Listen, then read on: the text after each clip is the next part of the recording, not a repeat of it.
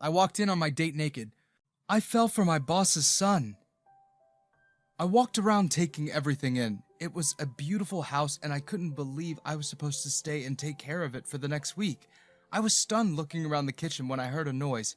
I followed it till it led me to the inside pool. No one was supposed to be here.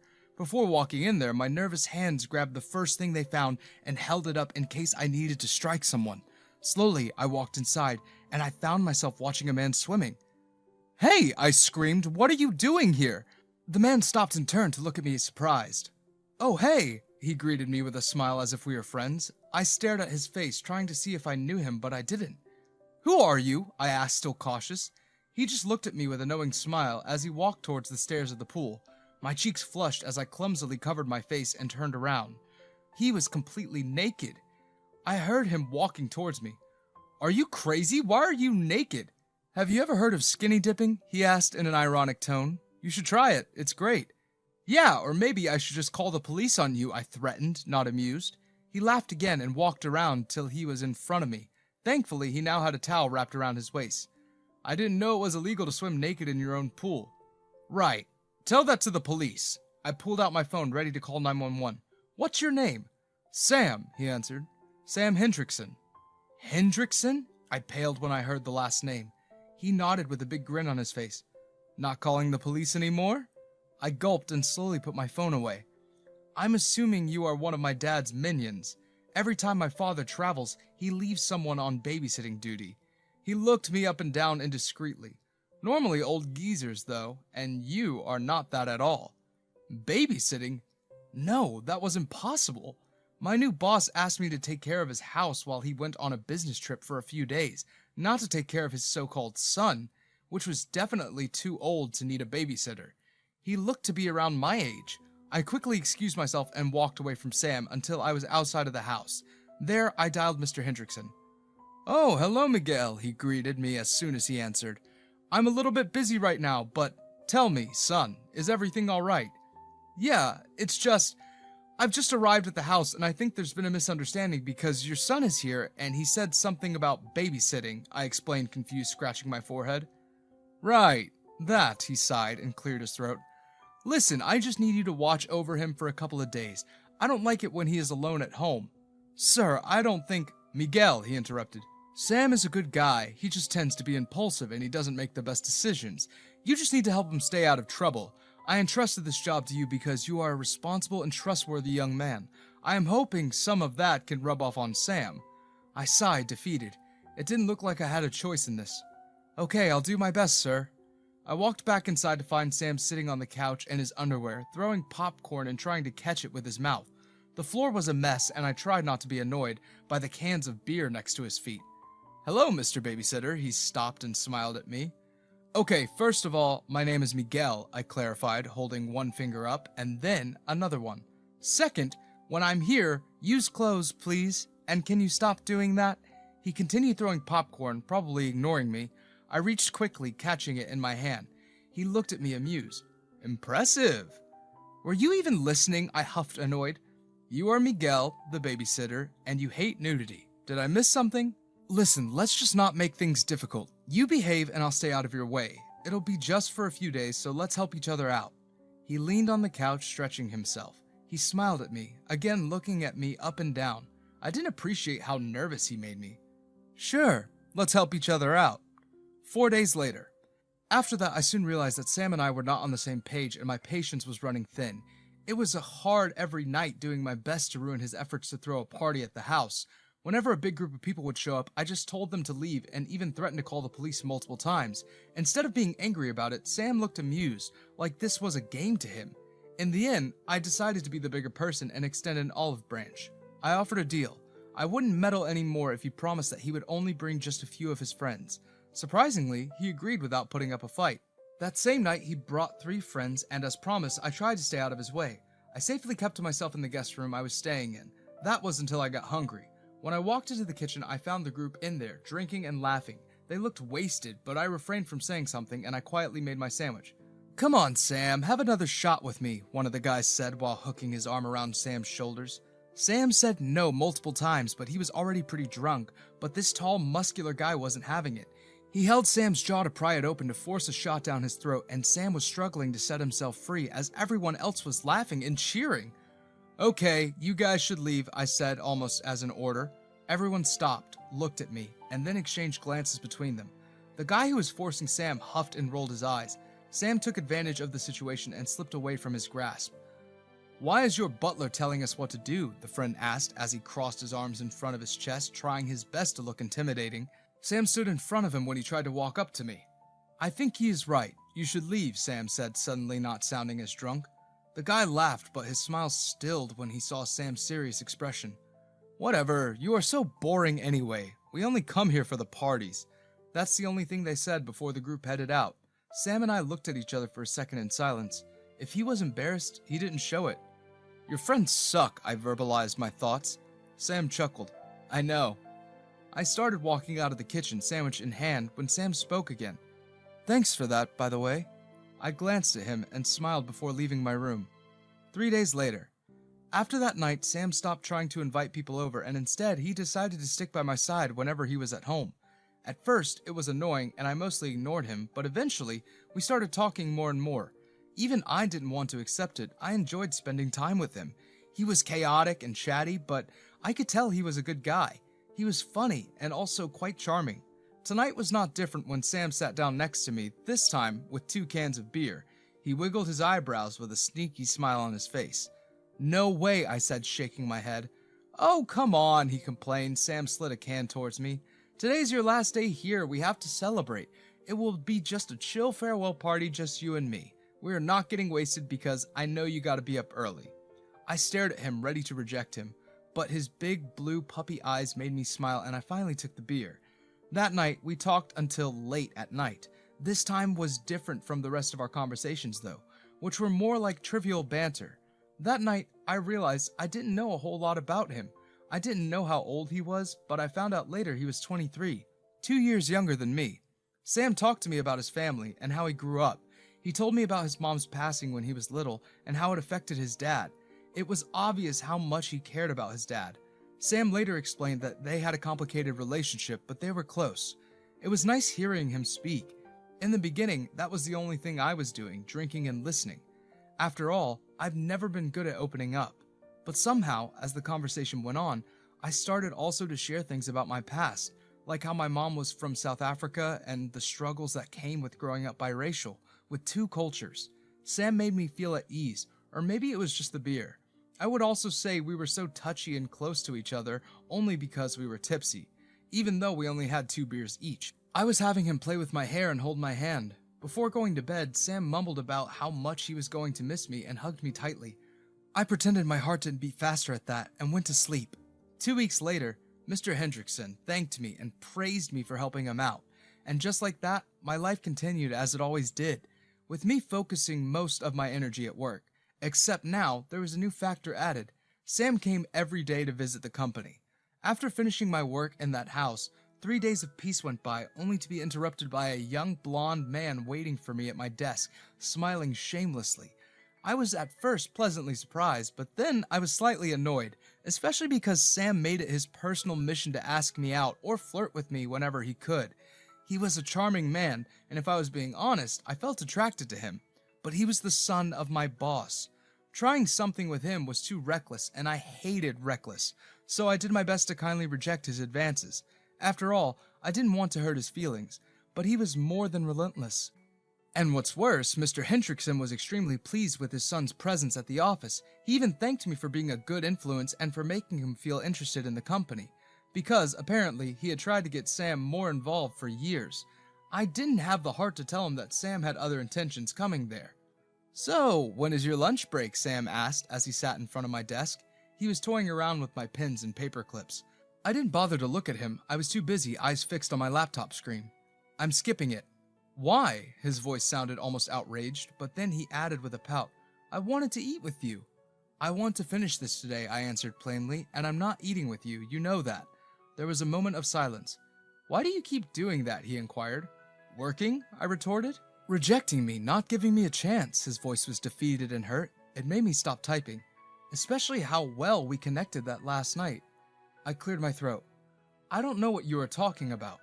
Come on, I saw how you were looking at me, he said in a do you think I'm stupid tone in his voice. His hand reached closer to me on the table, but he didn't actually touch me. For the first time, my eyes snapped to look at him. No, you! I stumbled into my words. I didn't know what face I was making, but Sam arched his eyebrow, please. Don't you have somewhere else to be? You don't have classes? I tried to change the topic desperately. Exams, midterms, anything? He stopped for a second and looked down as he shrugged. Maybe. Then why are you here wasting your time? I asked, legitimately worried. I wouldn't say I'm wasting my time, he mumbled, fidgeting with my pens again. I gently put my hand on the pens where his hand was not grabbing, making him stop. I noticed our fingers grazing each other, but I let it happen. College is important. You are about to graduate. Please focus on that. I know you can do it. He looked at me and then at our hands. A smile formed on his face and his eyes lit up with a new dangerous idea in mind. Maybe I'd be more motivated if I had a reward. I didn't like where this was going. What do you mean? If I do well in school, would you accept to go on a date with me? He batted his eyelashes at me. Those damn blue eyes. I laughed, trying to hide my nervousness. You're joking. I'm serious. His fingers moved to the rest of my hand and he looked me straight into my eyes. Dazed, I bit my lip and sighed in defeat. Fine. He almost jumped in his seat and his big smile felt almost contagious. I pointed at him and gave him a serious look. You have to bring me some good scores in those exams, okay? And then we'll have the date. Only one date. 3 weeks later. For 3 weeks, I didn't see Sam at all. For a moment, I thought he had forgotten about the deal, or maybe he was no longer interested in me. I tried not to think too much about that or the strange feeling that thought created in my chest. At first, I appreciated the alone time. Being able to finally concentrate at work without having someone hovering over my shoulder was wonderful and peaceful. But soon enough, I started missing his presence, jokes, and his sly looks. I would never admit that to him, though. This didn't last forever, though. 3 weeks later, I arrived at my desk to find Sam comfortably sitting in my chair with a big smug smile on his face.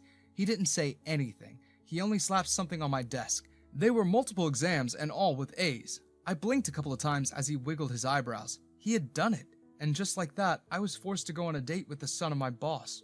When he picked me up the next Saturday, I thought we would go out for dinner or maybe watch a movie, anything normal for a first date. But of course, he didn't do normal.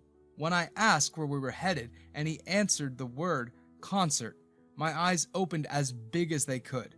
When we arrived, I was astonished by the amount of people. It was my first time doing anything like that. I had never gone to a concert, mostly because I always felt nervous about big crowds and loud noises. Of course, this occasion wasn't the exception. As soon as we were inside, I started fidgeting and nervously tapping my foot. My hand turned into a fist to avoid biting my nails. Sam made me notice this because he hooked his arm over my shoulders and pulled me closer. When I looked at him, he smiled at me, and that comforted me more than it should. Surprisingly, I ended up having a lot of fun. I wasn't a fan of the band, but it turns out I was familiar with a lot of their songs. Sam grabbed both of my hands as we both started singing, and we got so excited we started jumping while we were screaming the lyrics to each other, never breaking eye contact. There was a moment during the night when the band played a slow song. Honestly, I had never heard it before, but I liked it. It was romantic and sweet. During it, Sam stopped moving and looked deeply into my eyes. "What is it?" I asked into his ear. He shook his head as he put both his hands on my shoulders and then pulled me in to whisper back, "You are ethereal. I cannot stop looking. Sorry." A bubbly laugh came out of me and I felt my heart swelling. I grabbed him by the neck and kissed him. He gasped against my lips and then smiled before kissing me back with his hands all over my back. "I like you so much," I finally admitted between kisses. Sam held my face for a moment and grinned at me. "Me too, Miguel." 3 hours later. After the concert was over, we walked to the closest bar and apparently everyone at the event had the same idea. The streets and the establishment were so full of people. Sam grabbed me by the hand with the excuse to not lose me in the crowd. Tonight, I decided not to think too much about the consequences, and that's how I ended up taking several shots and sharing more kisses with Sam as we danced to the beat of whatever song the barman was playing. Sam was fun, exciting, and sweet. He made me feel free, and I loved that. The night went on, and we both ended quite drunk. Sam way more than me, I would say. As we got out of the bar, someone approached us. It was one of Sam's friends, apparently Jonathan. He looked dodgy, if I was being honest, with foggy eyes and a shaky body. That man was on something, and if I had been sober, I would probably have said something about it. Sam and I continued to walk in the busy streets as he hugged his friend who decided to tag along, laughing loudly, almost screaming. That's when we stumbled upon a pair of men. They were cops. My first reaction was to freeze up, and I wish Sam would have reacted the same way. "Is everything okay?" the policeman asked as he stopped us, grabbing Sam's shoulder. I looked at Sam in disbelief as he laughed in that man's face. "Yeah, of course, man. What about you? You good?" He stumbled as he clapped the cop's shoulder. I tried to squeeze the hand that was still grabbing mine to stop him. I bet not as good as me. The man in uniform looked at all of us up and down with scorning eyes. "What did you take to have such a good time?" Sam laughed again and I paled. "Wouldn't you love to know?" "Sam, stop," I whispered as I tried to pull on his arm. Was he crazy? The policeman's expression soured even more after that, and his eyes went from us to Sam's friend, who had gone a little too quiet. "Oh, I know you," the cop said as he pointed at Jonathan, and that's when everything went into chaos. Jonathan tried to bolt the other way, and the other policeman, the one who hadn't said a word, was quick enough to get a hold of his backpack. Jonathan slipped out of his grasp by letting go of the bag, and that's when they both disappeared from my eyesight as a chase began. Sam's smile dropped from his face, and he looked at me confused. The cop that stayed behind grabbed the backpack from the floor and opened it. I looked to see what was inside, and my heart dropped when I saw the content. A Ziploc with pills. Shit. Everything was a mess afterwards. Even though I was pleading and trying to explain that we didn't know anything about the bag, we were still cuffed and brought into the police station. Sam wasn't laughing anymore, but he was acting nonchalantly like it wasn't a big deal. All the way there, I was losing my mind. Sam tried to calm me the whole time by rubbing my back and promising me everything was going to be okay. I stayed quiet the whole ride, but he did help me calm down.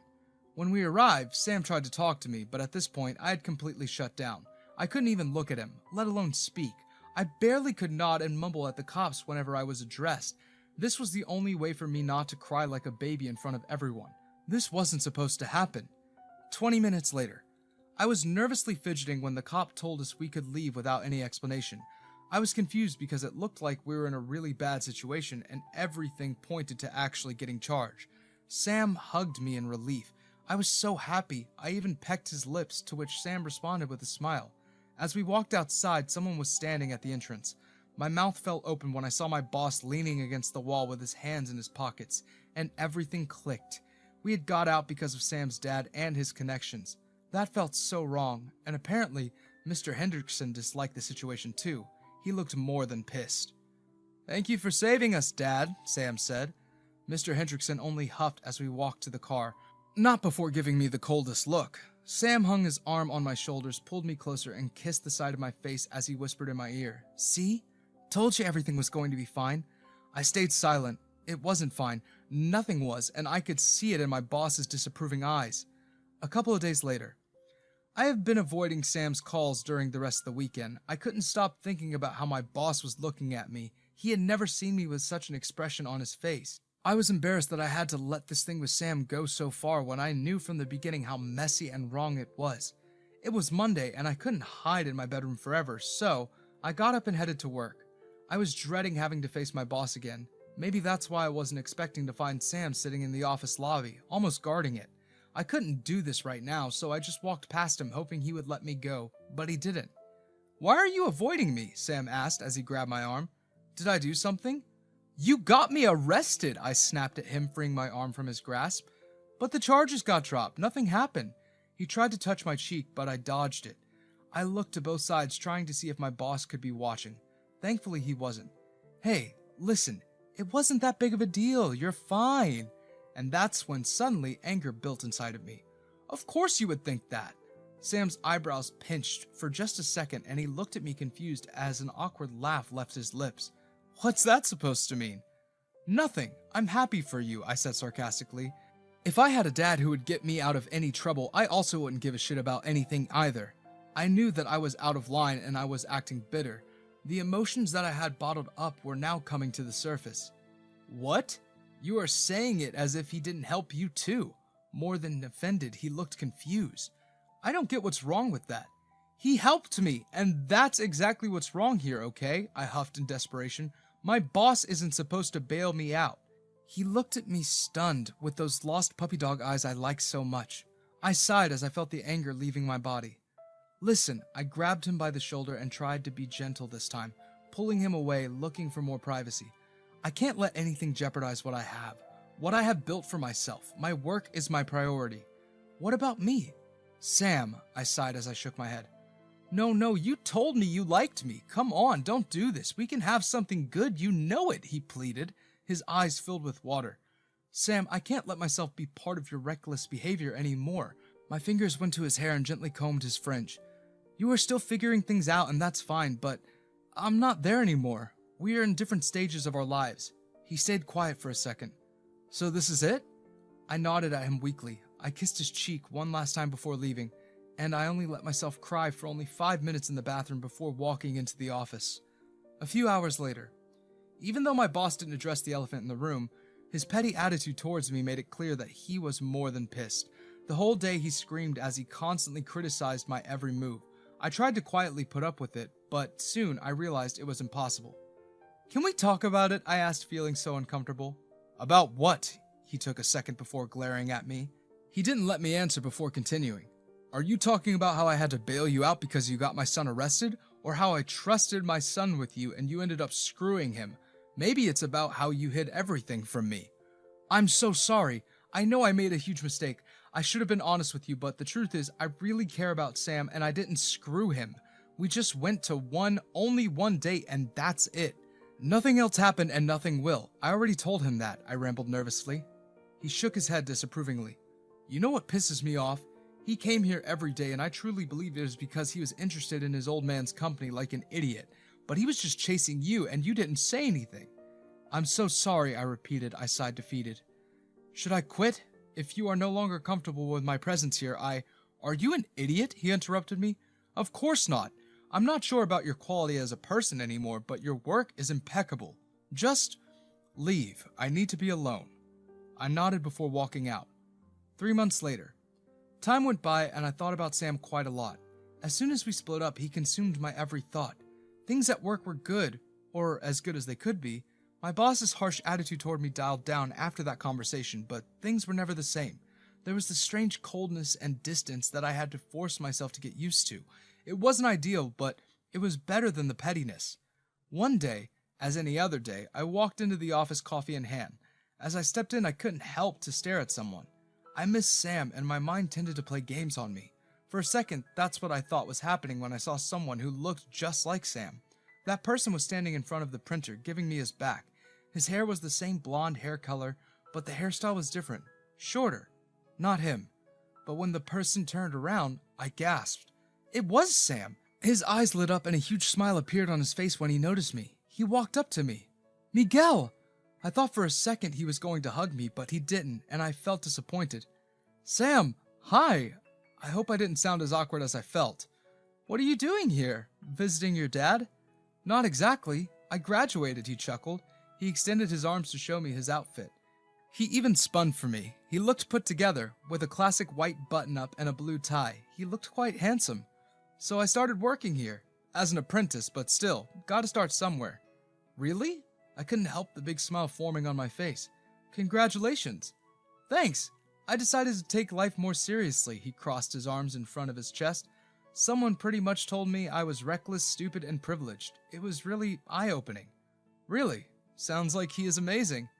Yeah, he is really special. There is no one like him. I felt myself blush. Before I could answer, Mr. Hendrickson appeared behind him. He looked at me and then at him. My cheeks blushed as if I'd been caught doing something I was not supposed to.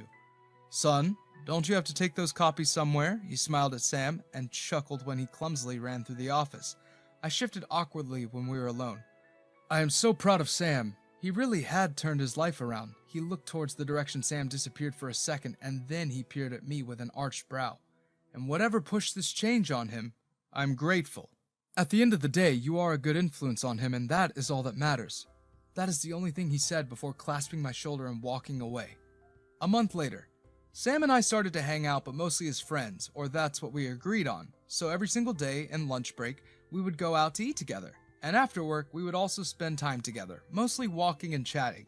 Those were the moments when we would hold each other's hands and hug, pretending like that was also friendly behavior. I could tell Sam had matured in the short period we were apart, and his dedication at work was proof of that. We were on our lunch breaks, sitting outside on a bench, and Sam was going on about work-related stuff he was passionate about. I looked at him mesmerized. At that moment, I noticed how much I loved this guy, and I couldn't help it anymore. As he was in mid-sentence, I grabbed him by the shirt and I kissed his lips. "Wow, Miguel, what about going slow?" Sam teased me. "You were being a little reckless." I rolled my eyes. "Maybe I also learned something from you." "Good," he whispered, as he went in for another kiss, which I gladly accepted. I pulled away.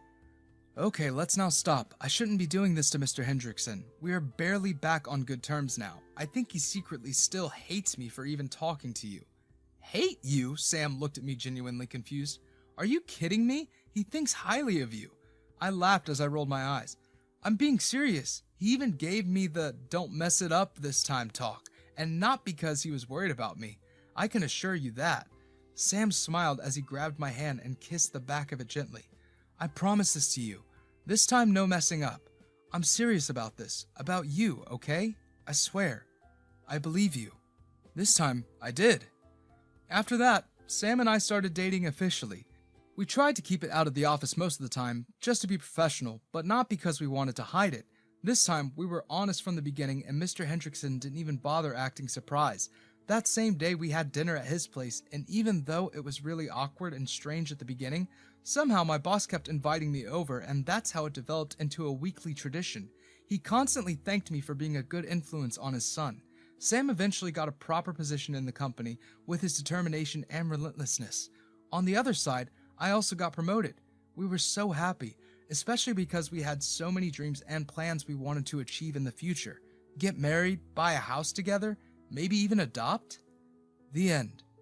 My life's hottest hookup turns out to be my boss. Growing up in Jersey, I was no stranger to nights that blurred into mornings and parties that felt like they could spin the world backwards. I've woken up in the strangest of places, ranging from a friend's dingy basement to the backseat of my car, but nothing, and I say absolutely nothing, could have prepared me for the situation I presently found myself in. It all started off with me waking with a start. Heart racing, sweaty palms, and a clammy mouth. It didn't feel natural by any means, and as I clawed my way back to reality, I realized it wasn't the alarm clock that had startled me. It was the unmistakable sense of another presence near me. I lay there, heart hammering against my ribs, trying to make sense of the shadows that swam in the pitch-black room. A groan shattered the silence, and it was painfully close. There was someone in my bed. Panic twisted in my gut as I reached for my phone. The time glowed back at me, 3 a.m. As I fumbled with the phone, the screen cast a brief glow on the figure beside me. Curly hair, a jawline that could cut glass, and a physique that seemed sculpted by the gods themselves. As my heart rate continued to spike, the stranger's face slowly but surely began to become more and more familiar. I couldn't quite remember the stranger's name yet, but memories flooded back in a rush. The party I had thrown to celebrate my promotion, the club's pulsing lights, the way he looked at me from across the room, and how he basically talked my clothes off in less than an hour of us speaking. How would I let myself get carried away? I cursed under my breath in disbelief. I never stuck around, much less fell asleep with one-night stands. Mistakes like that were costly and rarely ended well. Luckily, it wasn't too late. Now all I had to do was slip out of this hotel room without waking the beautiful mistake beside me. That should be easy enough, right? 5 hours later. 5 hours later, I hurtled down a New York sidewalk, half a cup of stale coffee in hand, attempting to run, drink, and knot my necktie simultaneously. The surprised and confused looks from passerby reminded me that I was no longer in New Jersey. I stood in the heart of the Big Apple, New York. Surely, eccentric characters roam these streets too, right? Right? As I rounded the corner, Sterling Industries' imposing structures loomed ahead. This was my chance to climb a new corporate ladder and prove myself. My questionable life choices and habits aside, I knew I was a financial genius. "Welcome to Sterling Industries," Todd, the HR manager, greeted me with a preppy cheer. He led me through glass-walled offices where sharp-suited individuals huddled over spreadsheets, orchestrating deals that could move mountains. Finally, Todd handed me my ID card and security pass. "Your final stop," he announced, "is the CEO's office on the top floor." Together, we stepped in the elevator, and as the doors closed, Todd regaled me with fun facts about Sterling Enterprises. I nodded along, secretly grateful for my knack for trivia. The elevator climbed, floors ticking by like milestones. I couldn't help but wonder what awaited me at the top. We arrived at the top floor in less than 5 minutes. Todd ushered me towards what had to be the largest set of oak double doors I had ever seen. However, it wasn't the lavish decor that stole my breath. It was the man sitting there, staring at me with eyes that could freeze the sun. Gone were the flirty smiles from last night, replaced by a cold glare that could beat the summer heat effortlessly. His jawline was as sharp as his canines, and the nameplate on his desk read Ethan Sterling. My heart nearly stopped. The stranger from my hotel room was none other than the CEO of Sterling Industries. Before I could throw up all over my freshly pressed suit, Ethan spoke. His voice was as icy as his gaze. "Todd," he addressed the HR manager. "What's the matter?" Todd stammered, trying to present me to Ethan. "This is Joe," he said. "Our new FX trader from the New Jersey office?" Ethan's expression didn't soften. "Shaking hands with snotty recruits isn't high on my priority list," he said curtly. Todd apologized and turned on his heels, grumbling under his breath. I moved to follow him back down to the common area, but Ethan surprised me. "Stay," he commanded, and I obeyed instantly, feeling like a mouse caught in a hawk's gaze.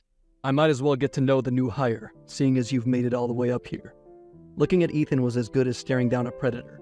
I could see the way his eyes tracked every nervous movement I made, and I'm pretty sure he could tell that I was heavily perspiring under his gaze right now, despite his office's air conditioning going at full blast. Mr. Sterling, Sneaking out of hotel rooms, something you do for sport?" Ethan cut me off, his tone low and dangerous. I opened my mouth, but no words came out. My mind raced, trying to find an explanation that wouldn't end my career before it began. But as I met Ethan's unwavering stare again, I realized that I might have made a very grave mistake giving him the slip. The man who'd left several bite marks on my skin now held my fate in his hands, and I had no choice but to face the consequences of my reckless choices. "Mr. Sterling, I apologize." "Save it. I really don't want to hear it." Ethan rose from his chair and began walking towards me. "I am not a man who dwells on the past or the kind of person who will fail to see an opportunity staring him in the face." Ethan continued to close the distance between us. He stopped directly in front of me, eyes glued to mine, while his overly expensive cologne filled my senses. Ethan's well-manicured hand reached out, slow and deliberate, taking the tail end of my necktie and trailing upwards until he got to the knot that held it all together. Then he spoke. "It's not about what you did to me, Joe. It's about what you can do to make it up." He began to loosen the tie. "I'm afraid I don't follow, Mr. Sterling," I managed to stammer out, my heart racing a mile a minute as he completely loosened my tie and went for the buttons on my collar. "Oh, please, by all means, call me Ethan." He gave me a predator-like smile that didn't quite reach his eyes. "I don't think that would be appropriate, sir." I tried to counter, but Ethan pulled me by my collar until our noses were almost touching. Gone was the smile he had a minute ago. In its place was a frown that made me want to get on my knees and plead for mercy. Ethan kept a firm hold of me by the collar, tilting his head just a little, as if assessing me. Then he said, "You had no problems calling me by my name last night, Joe. Don't make me ask again." Ethan sounded like a man who hated to repeat himself, but more than ever I wanted to tell him that where we met and where we currently were two different places. But I couldn't find it in me, not when his deep green eyes remained glued to mine. Yes, Ethan." "Good. You catch on quick." Ethan's smile came back, warmer than the one he had given me a moment ago. It was as though he was glad I would be calling him by his first name. Ethan began knotting my tie back into place, all the while maintaining eye contact with me. I wished I could be anywhere but here, but it was as though my destiny was set in stone. "Do I make you uncomfortable, Joe?" Ethan asked as he finished with the tie and smoothed out my collar. I shook my head, not trusting myself to speak coherent sentences. The close proximity to him had messed with me in ways I couldn't imagine, but I managed to shake my head in denial. "Uncomfortable? No way. He didn't make me uncomfortable. He damn right terrified me, but in a way that completely turned me on." "Wonderful," Ethan smiled all of a sudden, like he was conversing with an old friend, revealing his sharper-than-normal canines in the process. "I'll be expecting you for dinner tonight." I opened my mouth to protest, but he didn't let me get a single word in. "I'm sure you know your way to the hotel. I'll be expecting you by 8 p.m. sharp." He turned me around to face the exit. "Now run along, Joey. I don't pay you to stand around flirting with the boss." 9 hours later. The rest of the day was a blur. I tried to focus on work, but my mind kept replaying Ethan's intense gaze, his fingers deftly adjusting my tie, and the way he'd said my name with a mix of authority and something else I couldn't quite place. Fear and excitement warred within me, and I wondered if I was walking into a trap or an opportunity. By the time evening arrived, I found myself walking along the familiar pathway to the hotel where Ethan was staying. The grand entrance loomed ahead, and I couldn't shake the feeling that this dinner would change everything. My heart raced as I stepped into the opulent lobby, the chandeliers casting a golden glow on marble floors. Ethan's dining area was a masterpiece. As I entered, I caught sight of him, standing by the window, framed by the city lights. He wore a simple suit, but it clung to him in all the right places. His curly hair was perfectly tousled, and his jawline remained as striking as it was earlier this morning. If he was trying to intimidate me, it was working. "Ethan," I said, my voice steadier than I felt. "Thank you for inviting me."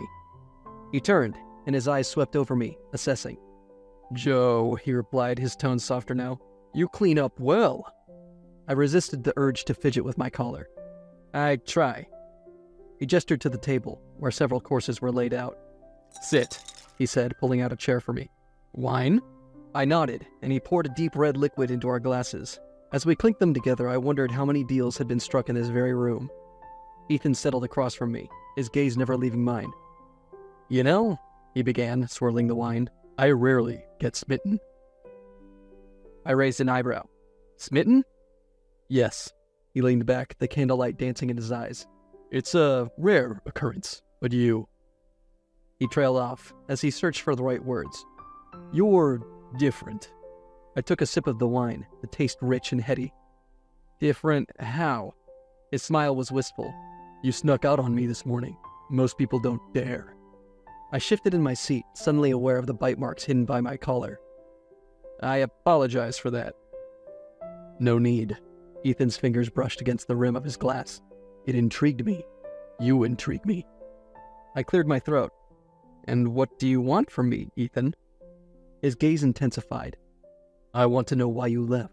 Why you ran from something that could have been..." He hesitated, as if the words were too fragile to say aloud. "Could have been what?" I pressed. "Electric," he murmured, "intense. Something beyond a one-night stand." My heart raced. "And if I told you I was scared?" Ethan leaned forward, his lips dangerously close to mine. "Then I'd say we're both scared. But sometimes fear is the best catalyst." I couldn't find it in me to reply, but that line of conversation had gone on long enough to end naturally. As the clock struck midnight, he walked me to the door. "Joe," he said, "no pressure, but 2 options lay before you." I nodded, my heart pounding. "I'm afraid I don't know what they are, Ethan." Ethan grinned, his wild canines making a brief appearance. "You could leave right now. We could go back to being Joe and Mr. Sterling by morning. Or you could stay the night, and we could remain Joe and Ethan. And possibly a lot more." "Oh my, if I didn't know better, that would have sounded like a threat, Ethan." I nervously chuckled. "I'm afraid I can't control how you might receive my words. But the fact remains that I said what I said, and I meant it," Ethan said decisively, leaving no space for further discussion. It was unfortunate. I happened to like Ethan, but this arrogance of his was a complete deal-breaker. I'd seen tons of people like this back in New Jersey. "Thank you for a wonderful meal, Mr. Sterling, but I'm afraid I must be taking my leave now," I said, turning on the balls of my feet and descending the stairs that led up to the lofty foyer.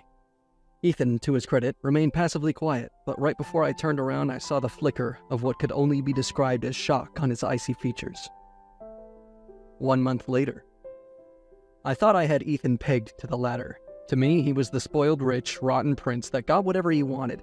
The kind of person who did not like to lose his playthings, and I wasn't in the mood to indulge a narcissistic maniac, not when the person in question was a multimillionaire. Now, let's rewind to the morning after I had walked away from him. I thought we would never have anything to do with each other, outside the professional boundaries of polite greetings and nods in the hallway. But I couldn't be more wrong.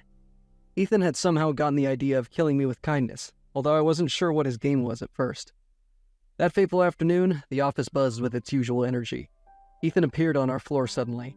Some had said that Ethan had not made an appearance on this floor of the building in the last 3 years. "Joey," he said, his voice carrying the weight of 1,000 stock market crashes. "Lunch. Now." The shockwave hit. My colleagues exchanged wide-eyed glances. By the end of the week, I realized I'd made more enemies than friends. Half the office had secret crushes on Ethan, and they didn't appreciate the attention he lavished on me.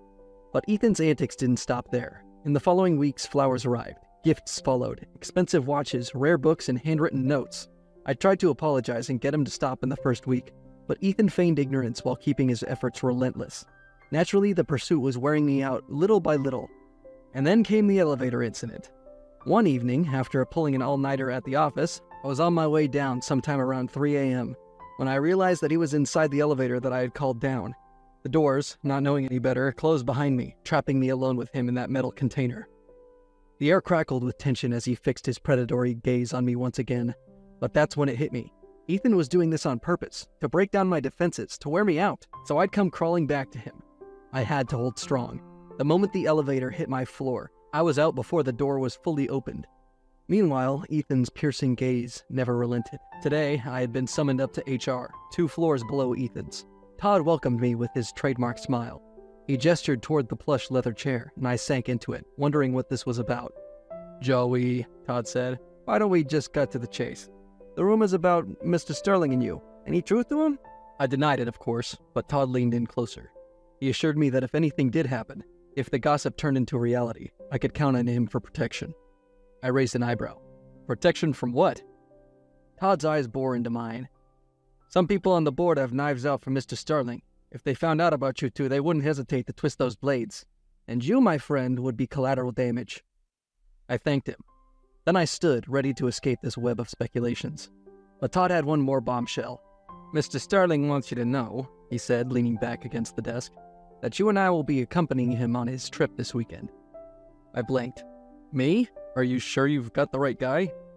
Todd's smile widened. "Positive. Best prepare and remember my words." As I left his office, I silently cursed my luck. A trip with Mr. Sterling and Todd. What could possibly go wrong? 5 days later. The weekend arrived faster than I would have liked. Friday evening rolled in, and there I was, strapped into a private plane flanked by Todd and Ethan Sterling. The first 2 days of the trip were a blessed relief. Minimal Ethan interaction. The man was all business, laser-focused on sealing a deal. I appreciated the respite. It gave me time to practice my serious business face in the mirror, because I had heard last minute that I would be in charge of the final presentation. The moment of truth eventually arrived, and my nerves jitterbugged like fireflies. Pitching to foreigners? High stakes? As the conference room doors swung open, I stepped forward. The Haruki executive sat across the table. I glanced at Todd, who nodded like a wise owl. Then my gaze collided with Ethan's. He sat at the head of the table, eyes fixed on me. Gone were the predatory looks that had unnerved me since I had arrived at his firm. Instead, he wore an expression of unwavering belief. It was as if he'd transformed from a cutthroat CEO to a supportive mentor. My presentation went off without a hitch, and my slides were top-notch. The Haruki executives were beyond impressed.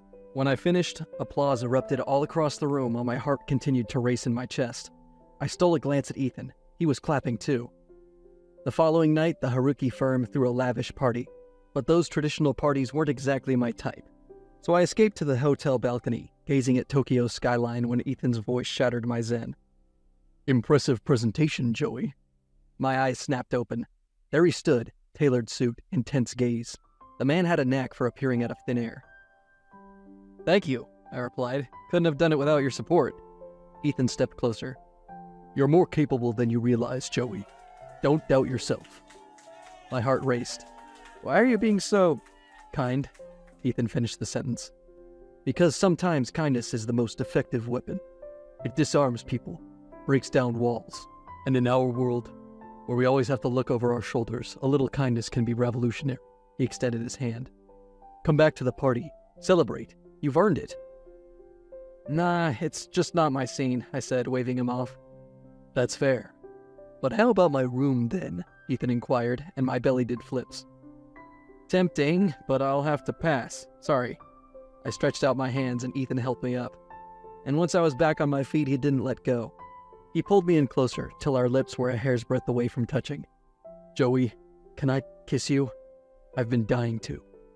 I was surprised to see the iced prince had learned some manners. I was moved. It seemed like my month-long of ignoring him had yielded some results. It was only right I rewarded him. Plus, I had been wanting to too for a while now. Since you asked so nicely." Ethan didn't have the time to waste exchanging words. He pulled me in close and hungrily claimed my lips. And instantly I could feel the hunger he had been holding back, all threatened to come spilling out right here if I didn't do something about it. "You said something about your room?" I said teasingly. "I'll lead the way." Ethan took my hand in his and marched back into the party, heading for the exit like a man on a mission. I knew I'd regret it later, but I had held out for this long. It was only right I cut loose a bit. After all, what happens in Japan stays in Japan, right? 1 week later. Todd and I had returned to New York the next day. We were then given the entire week off as a reward for our extracurricular participation in the Haruki deal. I had used the downtime to catch up on my chores around the apartment and sample the New York nightlife properly. Ethan and I hadn't communicated since we spent the night together at his hotel room in Japan, which was understandable because he did not return with us and was still there all week long. But today was the start of a new week, and I was eager to see what the new dynamic between us would be like. Just as I put the finishing touches to my outfit, my phone chirped with an incoming notification that would bring my world crashing down around me. The notification was from a mail that a termination letter was attached to from HR. I couldn't believe what I was seeing. There was no way this was possible. My heart raced as I read the contents of the termination letter over and over again. It couldn't be real. It said that I had conducted myself inappropriately on work grounds by getting intimate with a coworker. It didn't make any sense to me. The words blurred together, and it felt like I was drowning. I hurriedly dialed Ethan, but the line didn't connect. Todd's number gave me the same result. Panic surged through me, and I dashed out of the apartment and flagged down a taxi that took me all the way to the office. I hurried out of the cab, not bothering to collect my change from the taxi driver. I raced towards the entrance, my clearance card in hand. But instead of the usual green light, the sensor blinked a violent red. A silent alarm triggered, and 4 stern security personnel arrived at the scene. I tried to explain, but they weren't having it. One of the guards was forced to dial the police on his cell phone because I really wasn't letting up. By the time I looked around me and saw the fanfare that my presence here had created, I was forced to back down. Where had I gone wrong? I was jobless. It didn't add up. The pieces of my life lay shattered around me, and I began the long walk home. On the walk home, I continued to try and get in touch with Todd and Ethan, but to no avail. By the time I arrived at my door, all of my options had been exhausted, and I had to wonder if this was Ethan's angle all along. Was he just waiting for me to let my guard down to pull this off? In a fit of rage, I threw my phone at the brick wall. 1 month later. After the whole Sterling Industries debacle, I was left hanging. No calls, no emails, just radio silence. Todd, Ethan, and the entire company had ghosted me. My broken phone didn't help matters. I couldn't even call a pizza delivery without borrowing someone else's phone. Wrecked doesn't even begin to describe it. I'd lost my job, my dignity, and my sense of direction. Bills piled up like skyscrapers, and eviction notices threatened to kick me out of my apartment. I was 1 step away from joining the city's rat race. Literally. So I pulled myself together. I dusted off my resume, ironed my last decent shirt, and hit the pavement. Job seeking in New York was difficult, and I had no choice but to keep at it, unless I ended up under a bridge. And then, there it was, an ad for a barista position. Desperate times call for desperate measures, and I needed to pay those bills. I cleaned up my act, literally. No more 3-piece suits, just a crisp apron and a smile. The coffee shop manager took one look at me and said, "You'll do." And just like that, I became the foreign exchange specialist turned latte artist. Only in New York, right? Time, as they say, heals all wounds, mostly. But with every day I turned in at the cafe for my shift, I forgot a little about Sterling Industries, but shamefully my heart still pined after Ethan, despite the apparent betrayal. Eventually, I settled into the inevitability of things. I was far from that world, and now this was my reality. Strangely enough, it was at the end of my first month that the strangest thing happened. One morning, as I go about my daily routine, prepping lattes for the inevitable morning rush, the door suddenly opened up, and in walked Ethan Sterling, flanked by some of his most trusted associates, including a shifty-looking Todd. I wiped my hands on my apron, heart racing. Ethan strides up to the counter. Was he here to chew me out? As Ethan's eyes widened in shock as his gaze settled on me, a series of emotions ran through them before he ultimately settled for one: restrained anger. Ethan crossed the distance between us in record time. "Joe," he said, voice low and dangerous. "You quit without a word. Ghosted me." His jaw clenched. "Why?" "The hell are you talking about?" I nearly screeched. "I get back from Japan and a week later there's a termination letter from HR in my inbox. I didn't quit, you fired me." I jabbed my index finger into Ethan's chest. Ethan's eyes narrowed dangerously. "Did you say HR?" I nodded once, and all eyes turned to Todd. "Ethan, I'm sorry. I got a little jealous and I let my anger consume me," Todd stammered. He would pretty much be anywhere but here right now. Ethan's face goes from anger to disbelief. "Anger? You let your anger get the best of you? This was somebody's life, Todd." Todd begins to mutter apologies aimed at me. but I wasn't having any of it. I was too busy losing my mind over the fact that Ethan wasn't the guilty party here. Todd eventually spilled everything. His vendetta against me, his jealousy over Ethan, and how he used his HR powers to split us up. The coffee shop goes silent. Ethan's rage eventually peaked. He turned to Todd. "You're fired," he says, voice icy. "Effective immediately." Todd stammered, but Ethan was not interested. Ethan faced me. "Joey," he said, softer now. I'm sorry. I thought you'd left. Will you come back? We can try again." My heart did a somersault. Maybe this time, with Todd out of the picture, we could build something real. So I shook my head. There was no way I would give the spoiled prince anything on a silver platter. "Nah," I replied. "I have a pretty sweet gig going on here. You expect me to leave just because you said so?" Ethan got the message and raised his hands in surrender. "You're right. It is silly for me to impose," he apologized. "Exactly. You should at least buy me dinner first," I added cheekily. Ethan's eyes lit up at the mention of dinner. "That sounds delightful, but I'll be headed out of town by the end of the day. How about the day after tomorrow?" I shrugged. "I'll be here making lattes." Ethan smiled and nodded. It went without saying that we had both learned valuable lessons. 2 days later. Ethan and I met up at his hotel once again. It was only right, seeing as this was where it all started off in the first place. But today was different. He didn't usher me to his lavish dining section.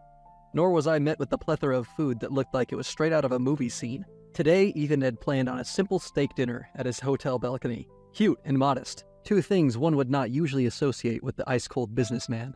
"I didn't know you cooked, Ethan," I commented as I dug in. Ethan twirled a glass of wine in his hand, a coy smile on his features. "I never said I did."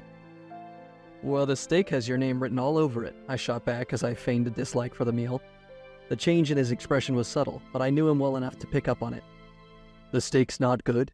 he asked, looking at his plate as though the answer would suddenly materialize on it. "I could have sworn I followed the instructions to the letter," he murmured to no one in particular. "Aha! I knew you cooked it," I exclaimed. Fine, you got me. I cooked the steak. It was the least I could do. I owe you a big apology, Joey." "You don't owe me anything, Ethan. Todd screwed us over big time, but thankfully we found our way back to each other." I suddenly paused. I remembered something important. "How did you find me anyways?" Ethan wiped his mouth with a napkin before answering. "That's the funny thing. I didn't find you. It was dumb luck." "How so?" I asked, reaching for the bottle of wine. "We had a meeting with a firm in the same area, and our car had a flat tire. So Todd suggested we wait in a cafe as my assistant sourced a private cab." "So it was all a coincidence?" "Absolutely." "Well, cheers to coincidences, I guess," I said, raising my glass. "And to finding lost love," Ethan added. I nearly choked on my drink and looked at him with wide but bright eyes. "Oh, love?" "Yes, Joey, love. I really think you and I can get there. I'm willing to put in the work." "Well, I'll drink to that," I said, finally gaining my bearing with a bright smile. As the night continued on, Ethan and I filled each other in on our lives since that fateful night in Japan. It was amazing how so much had happened in such a short period, but every time I remembered that I was here with him, now, it made it all the better. It eventually got pretty late and was time for me to leave. As per his gentlemanly persona, Ethan walked me to the door, and right after our goodbyes, just as I was about to leave, he gently pulled me back. "Well, this looks oddly familiar," I smiled, looking at my hand in his. "Is this the part where you tell me I have two options?" Ethan smiled, but the embarrassment was evident on his face. "I'm sorry about that, honestly. That's not what I'm about to say here." I turned around and stepped a bit closer to Ethan. "So what is it that you want, Ethan?" Ethan's voice dropped to a low whisper. "I want you to spend the night with me, Joey." "I would love nothing more, Ethan, but I can't tonight. I'm still trying to wrap my head around the events of this week." Ethan sighed. It was obvious he was a little disappointed. "I completely understand, Joey. Just take your time. I'll be here if you need anything." I leaned in and captured Ethan's lips in mine, showing him just how much I had missed him. As I pulled back, I sighed wistfully. "I've got a busy week next week. The cafe manager is about to be out of town for a few days, and I've got to hold down the fort, but I think I can squeeze out a little time for a date if you're up to it." "Next week is a little tricky for me, but I'll see what I can do." Ethan's features were tight in concentration as he mentally tried to work through his schedule. "I understand if you can't make it, Ethan. We can always reschedule," I said, giving him an out. Ethan's trademark smirk played on his lips. "Oh, please, don't make excuses for me. I'll see you next week." And with that, Ethan and I went our separate ways for the night. 1 week later. I never for once thought about how things would play out if Ethan and I actually got together. I had spent way too much time trying to avoid it, that I never thought that far ahead. In the last week, Ethan had shown me he was willing to put in the effort to build a relationship with me. And as much as I don't want to admit it, he was pulling out all the stops. Late night calls, stopping by at the cafe with lunch, it was almost straight out of a romance novel. But I didn't really mind. It was completely refreshing to see this side of Ethan. "Hey Joe, would you like some butter on your popcorn?" Ethan asked as he hilariously tried to balance 2 buckets of popcorns and our drinks at the same time. "Nah, I hate the mess and stickiness that follows," I replied as I relieved him of one half of the snacks. Today, I had invited Ethan out for a movie. I didn't really think he would come, seeing as it was a work night tonight. But surprisingly, he turned up right on time. When I asked him about work, he told me it could wait, and that surprised the hell out of me. Ethan was actively trying to change from the ice-cold tyrant he had always been to something a little more human, and I loved it. "The movie's gonna start any minute. We need to hurry," Ethan said as he took my hand in his and began walking towards the screening room. "What's the matter?" he asked as he realized I wasn't quite matching his pace. "It's nothing really," I smiled. "Come on, Joey, out with it. You're smiling like a loon," he said, a small smile playing on his lips. "It's really nothing." "I just didn't think you had all this in you, Ethan." Ethan shrugged nonchalantly. Not really. All of this is a tad new for me, but I'm willing to give it all a try for you, Joe." I didn't know if he was intentionally being smooth or honest, but I found myself blushing at his words. "Now come on, Joey, we're going to miss the movie," Ethan declared, taking my hands in his once again, making a beeline to the screening room. Conclusion. It takes about 1 more week of me messing with him, but I eventually agree to take my old job back. After a litany of mini dates and pseudo-staycations, Ethan and I officially became an item 3 months down the line. It was the start of what was no doubt the most beautiful relationship journey I'd ever embarked on. The end. My boss just had to be shirtless in the pantry. The early bird catches the worm. Well, that's how the saying goes.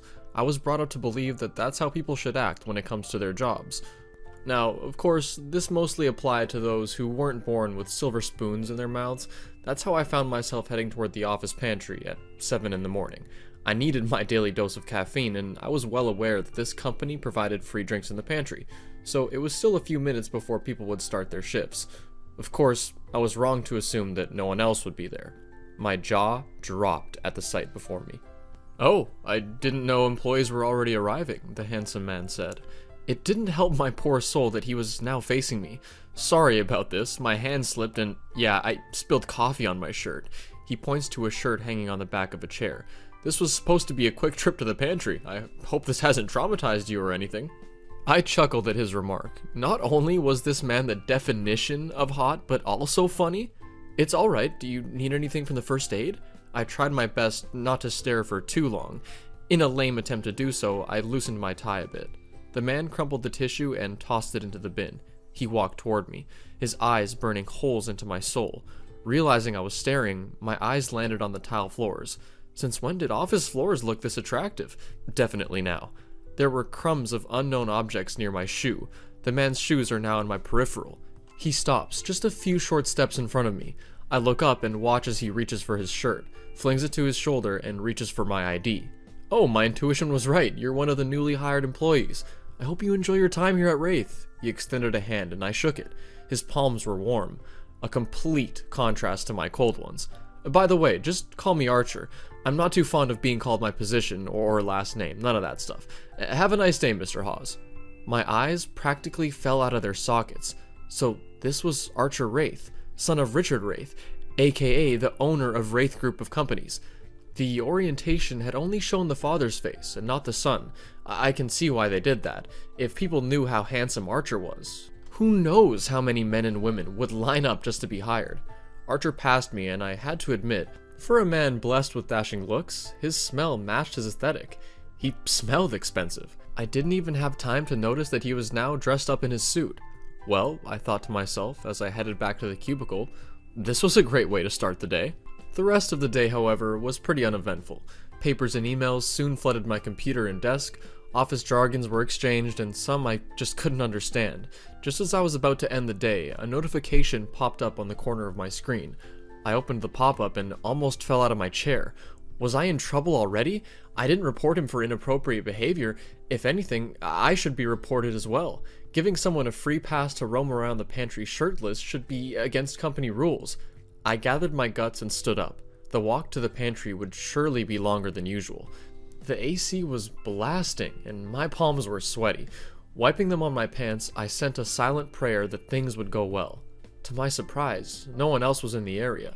Archer had his head bowed, and I could tell that he was on his phone. He must be answering some important email or text.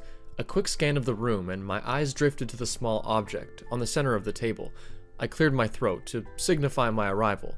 "Glad you received my mail," he smiled and slipped his phone inside the breast pocket. I couldn't stop myself from staring at the color of his new shirt. It was red and made his skin look whiter than ever. My thoughts began to wonder if he had a mini wardrobe in his office. "Is there anything I can do for you?" "Oh, here." Archer nudged the coffee cup an inch forward. "Oh, what's this?" I stared at the cup in front of him. "A cup of coffee. Consider it an apology gift. I remembered you weren't able to make yourself one this morning. It's caffeine-free, too." Archer pushed the cup once more with his index finger. "Oh," I took a step forward and reached for the cup. It was still hot to the touch. "Thank you for this, although you really didn't have to. I wasn't going to report you or anything." Archer laughed and shook his head amusingly. He leaned onto the back of his chair and ran his fingers through his hair. I could feel my knees weakening just from his gaze. "Why don't you sit down? I won't bite." I blinked and soon found myself sipping on the best coffee I've ever had. "So," he loosened the knot of his tie, "how was your first day of work? It's pretty different from manning a register, no?" My brows jumped. The man did his research. "Yeah, it feels good to be able to sit down during a shift." Jokes aside, I'm still adjusting. "The people are nice, though." "That's good." Archer's lips curved into a small smile. I wasn't sure how to respond to that. My fingers tapped the lid. "Do you like coffee?" "Not enough to be addicted to it. What about you? How many cups can you finish in a day?" "Oh, probably 3. It depends on the stress levels of the day." "I see. Was today stressful for you?" Archer rested his elbows on the table. He then rested his lips on his index finger. "Again, I'm sorry about this. I barely get to sit down and have small talk with people." "Aren't you the senior manager? I imagine you'd be talking to a lot of people every day." Archer nodded and hummed. "That's true, but it's mostly business. In any case, I should be going. Have a nice day, Mr. Hawes." I stood up from my seat and followed him to the door. My coffee was finished now, and I was more than excited to get back to my cubicle. My plans changed when Archer suddenly stopped in his tracks and turned back to face me. "Yes?" My voice barely came as a whisper. "Do you want to have lunch tomorrow?"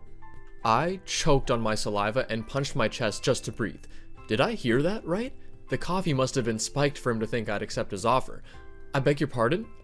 Lunch? As in a business type of lunch?" Archer scratched his nape and placed his hands behind him. "You heard me. I'm just gonna be straight to the point, Mr. Hawes. I think I find you rather interesting. If you just give me a chance, I'd like to get to know you. Hence, lunch." So I wasn't imagining things? A single light bulb illuminated in my head. Does Archer know that I'm not straight? Does this mean he's gay too? "You don't have to give me an answer." He smiled and took one step back. "Just send me an email tomorrow. Just make sure not to CC the entire office, yeah?" And with that, Archer Wraith was out of the pantry. My heart was a rapid beating mess, and my face was hotter than a fresh cup of coffee. My hand grabbed the nearest chair to stop myself from falling. Did all that really just happen? I craned my neck and scanned the room for any hidden cameras. I checked my watch and saw that my shift was now over. I hurried to my cubicle, packed my stuff, and went straight home. My apartment wasn't too far from the office building, and once I was inside, I dove straight into the sofa and screamed into a pillow. There's just no way Archer would be interested in me. For one thing, I'm his employee. Being in a relationship with your boss would surely be a company violation. And second, there's no way that man isn't straight. What kind of gay man would flaunt his stuff like that? I stared at the ceiling and came to the conclusion that it sort of did. No straight man would do that and act so nonchalantly. A small sigh escaped my mouth, and eventually I started my nightly routine. I finished the night with a long shower and chamomile tea. Tomorrow would make or break my future. I just know it. The next day. Once again, I came into the office earlier than I'd planned. After an internal debate on whether or not to head to the pantry, I decided to stick with the water dispenser on my floor. Archer should be waiting for an email, and I'd prefer not to leave him hanging. Now that my body has caffeine in it, I opened my email and typed a response. I guess lunch doesn't sound too bad. I'll see you later. I hummed and reread the email about 5 times before making sure no one was in the CC box. I hit send and rubbed my face vigorously. I curled into a tiny ball and felt a chill run down my spine when a tiny notification broke the silence. I'll see you then. I'll send you the address in a bit. Well, I'll be damned. This day is going to be interesting. The hours passed by quick and I was now heading to the address sent to me. I arrived and gave Archer's name. The waiter then pointed to the far end of the restaurant. I could see a private booth with Archer sipping on a glass of water. We met eyes and he waved at me. I thanked the waiter and made my way across the room. "I'm glad you could make it," Archer greeted me. He called for a waiter to serve me a glass of water. "I've already actually ordered us some food. I hope you're not allergic to seafood. They serve amazing pasta here. Unless you wanted to order something else, I can request the menu." I still didn't know Archer enough, but this man resembled a golden retriever. His hyper demeanor didn't really match up with his sharp looks.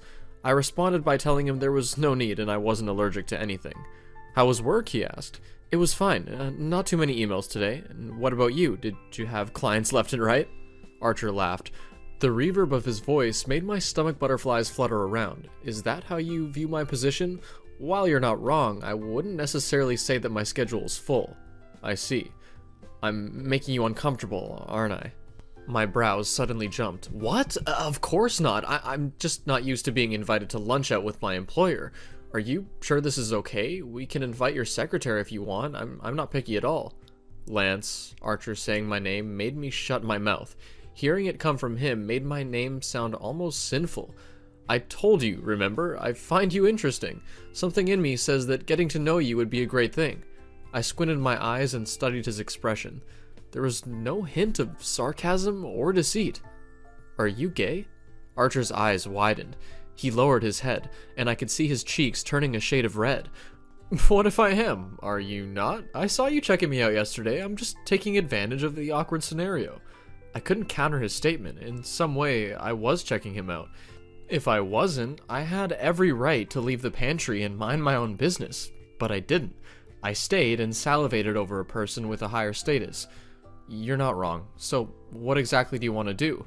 Let me take you out on a date. Just one date, and then reject me if you don't like it." "You don't even know what I like."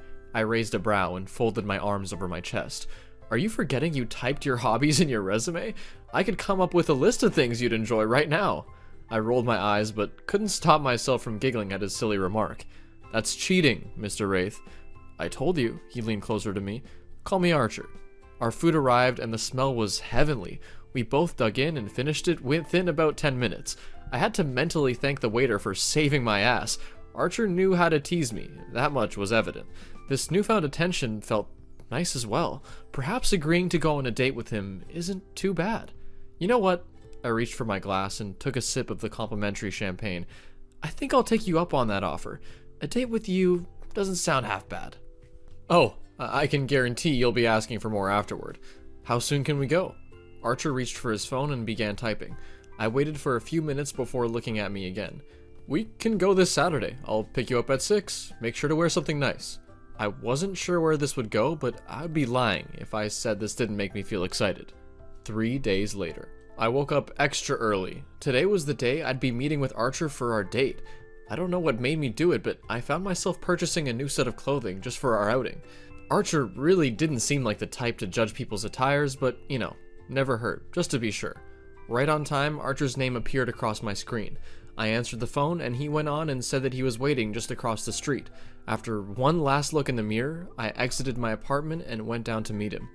Archer Wraith doesn't look like your average man. He's lean, but not skinny, and his hair is longer than the average male's. The tips of his dark hair almost touched his back. He kept them in a black hair tie tonight. His black trench coat, black pants, and white shoes made him look like a model straight from a magazine, and I looked like a photographer. Simple and could easily blend in with the crowd. "You look great," Archer greeted me. He smiled and pointed to his car. He opened the passenger door and waited for me to sit down. Archer bent down and buckled my seatbelt for me. The sudden closeness of his body made my breath hitch. "I hope this night'll be up to your standards, Lance." "We'll see about that," I responded. Once the door was closed, I let out a long sigh. His charm was just off the hook. Archer entered the car and revved it. And then he began the drive to our destination. I wasn't even sure where he was taking me, but I had to admit, the city lights at night were something I really missed. After working 2 jobs just to make ends meet, I forgot what it was like to go out and actually enjoy life. "Enjoying the lights?" Archer asks. His voice was soft, not the usual tone I hear in the office. Who am I kidding? The only time I heard his voice was in the pantry.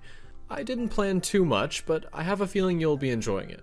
"Oh, where exactly are you taking me, Archer?" Archer didn't respond. The rest of the drive was drowned in comfortable silence. By the time we arrived, I just couldn't stop the smile on my face. The local skating rink was a place I hadn't been to in such a long time. I couldn't stop myself from laughing. "You truly did your research, didn't you, Archer?" The date was better than I could imagine. Archer took care of the payments, and we were now skating with other people. The feeling of the blade gliding through the ice made me reminisce about my childhood, carefree and not with a care in the world. I felt Archer's hand slowly slither onto my waist, almost as if he were telling me, "I'm here, but enjoy yourself."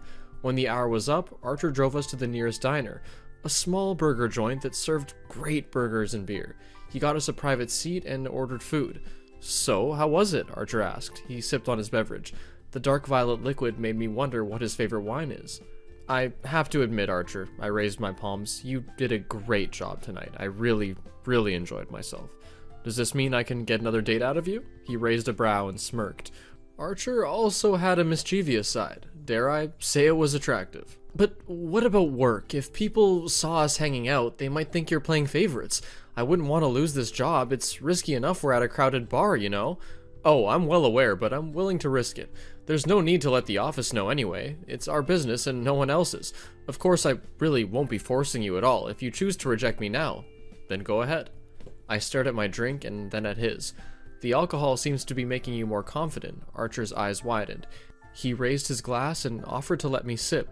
I wasn't sure what to make of his actions, but accepted it nonetheless. Once the liquid laced my tongue, my brows furrowed. "What is this?" Embarrassing, no? I don't drink alcohol. I couldn't stop myself from throwing my head back to laugh. Archer was truly different. I'm now certain what my answer is. "Screw it, let's try this. If it fails, then it fails." Archer reached for my hand and gave it a squeeze. "I'll take care of you, Lance. You can trust me on that. You ready to go home?" I returned his gesture and interlocked our fingers together. "Sure." 3 weeks later. Being Archer's boyfriend was better than I imagined. The constant attention, despite our relationship being kept hush, was very much welcomed. Everything seemed to be going quite well, until this particular morning. An email arrived and the sender made the hairs on my back stand. It was tempting to text Archer about it, but the instructions were clear. The trip to Richard's office was nerve-wracking. Plus, it didn't help that his secretary made me wait 5 minutes before letting me see him. I knocked on his door and he allowed me to enter. "Good morning, sir," I greeted him.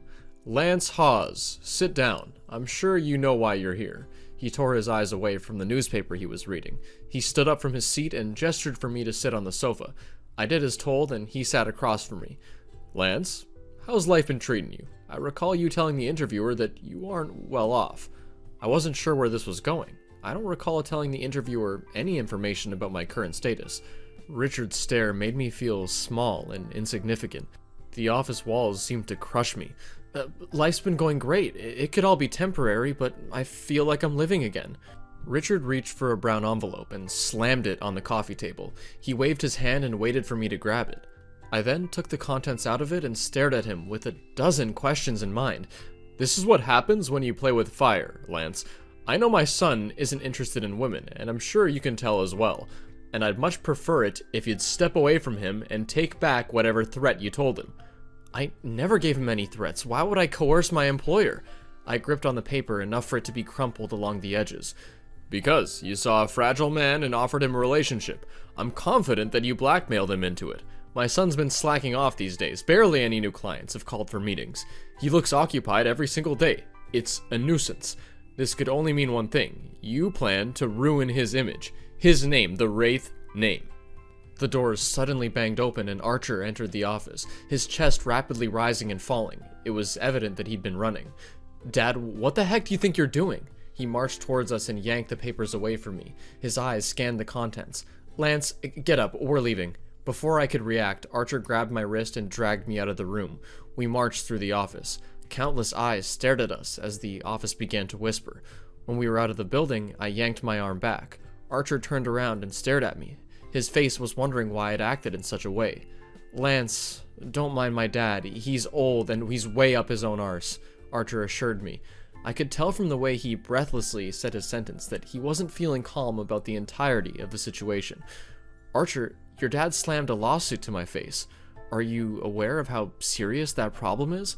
I could feel my lip quivering. Whether it was out of fear or hurt, I wasn't even sure. "I barely have anything to my name. I'm about to lose my job, and you're about to lose your clean reputation." "This has never been about reputation. I could care less about that. Why do you think I settled for senior manager?" "My dad offered me a much higher position, but I declined it because I know my credentials aren't up for it," Archer replied. His voice was shaky from being exhausted. "Just don't mind him. Everything will be fine. I told you. Remember? Trust me. I'll handle him." I sighed and my shoulders fell. A tiny voice in my head was screaming. It was telling me to end this. If I take a step back, things will still have a chance to return to normal. I could potentially still keep my job, and Archer could still handle the situation before all hell breaks loose. "Archer," I looked at him. His pupils were dilated. There was a look of fear in his face. It was as if my next words would make or break him. "Maybe we should just end this. Damage has been done, clearly. If we end this now, you can still save your dignity. There's still time to tear down the grapevine that started all of this." Archer balled his hand into a fist. "Don't say that, Lance. This is the first time I've bothered entering into a relationship. You're the only one who's ever caught my interest, and you didn't judge me for choosing grape juice instead of wine. If I say I'm willing to fight for you, then I'll fight my damn best. Do you hear me?" A small snort escaped my lips. I sighed and caressed his cheek. He leaned into my touch and closed his eyes. "I hear you." In one sweeping motion, Archer wrapped his arms around me. His body heat engulfed me within a second. Now that I was in his embrace, I felt all traces of doubt leave my body. This was a man that was worth fighting for. There was no doubt about that. He placed a gentle kiss on my temple before holding onto my hands. "Leave this to me. I'll talk some sense into my dad, okay?" "Okay." 5 days later. There was a sudden increase in my workload. The sun was setting and I had an hour's worth of work left. I stretched and closed my eyes. I could feel fatigue slowly set in, but I had things I needed to finish. As I was typing a document, a voice from behind me caused me to jump. I glanced over my shoulder and saw Richard standing outside my cubicle. His hands were behind his back and his face much more relaxed compared to the last time I'd had an encounter with him. "Good evening, sir," I greeted him. It sucked how the nearest coworker was 5 desks away from me. I was on my own for now. "Is something wrong?" "Walk with me, Lance. I have something important to discuss with you." Without wasting another second, I stood up and accompanied Richard. He led us to the nearest meeting room. Once he was sure there was no one around, he cleared his throat. "First and foremost, I'd like to apologize for my actions. Archer is my only child, and when I found out that he was gay, I had a feeling he'd become an easy target for social climbers.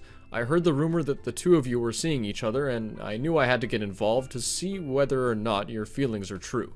Richard bowed his head. His actions were unexpected.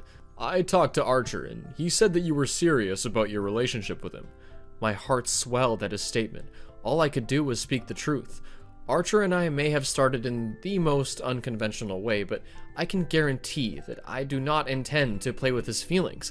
I really like him a lot, and I hope he feels the same way. "We made a bet. Archer bragged how you were serious about your job, and that his position meant nothing to you." "What do you mean?" "That sudden influx of work is because of my doing.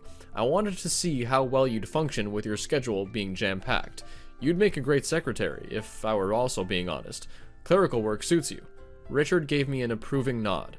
"You also proved that you love working and aren't using him as some sort of leverage. Not once did you call or ask him for help, and I applaud you for that."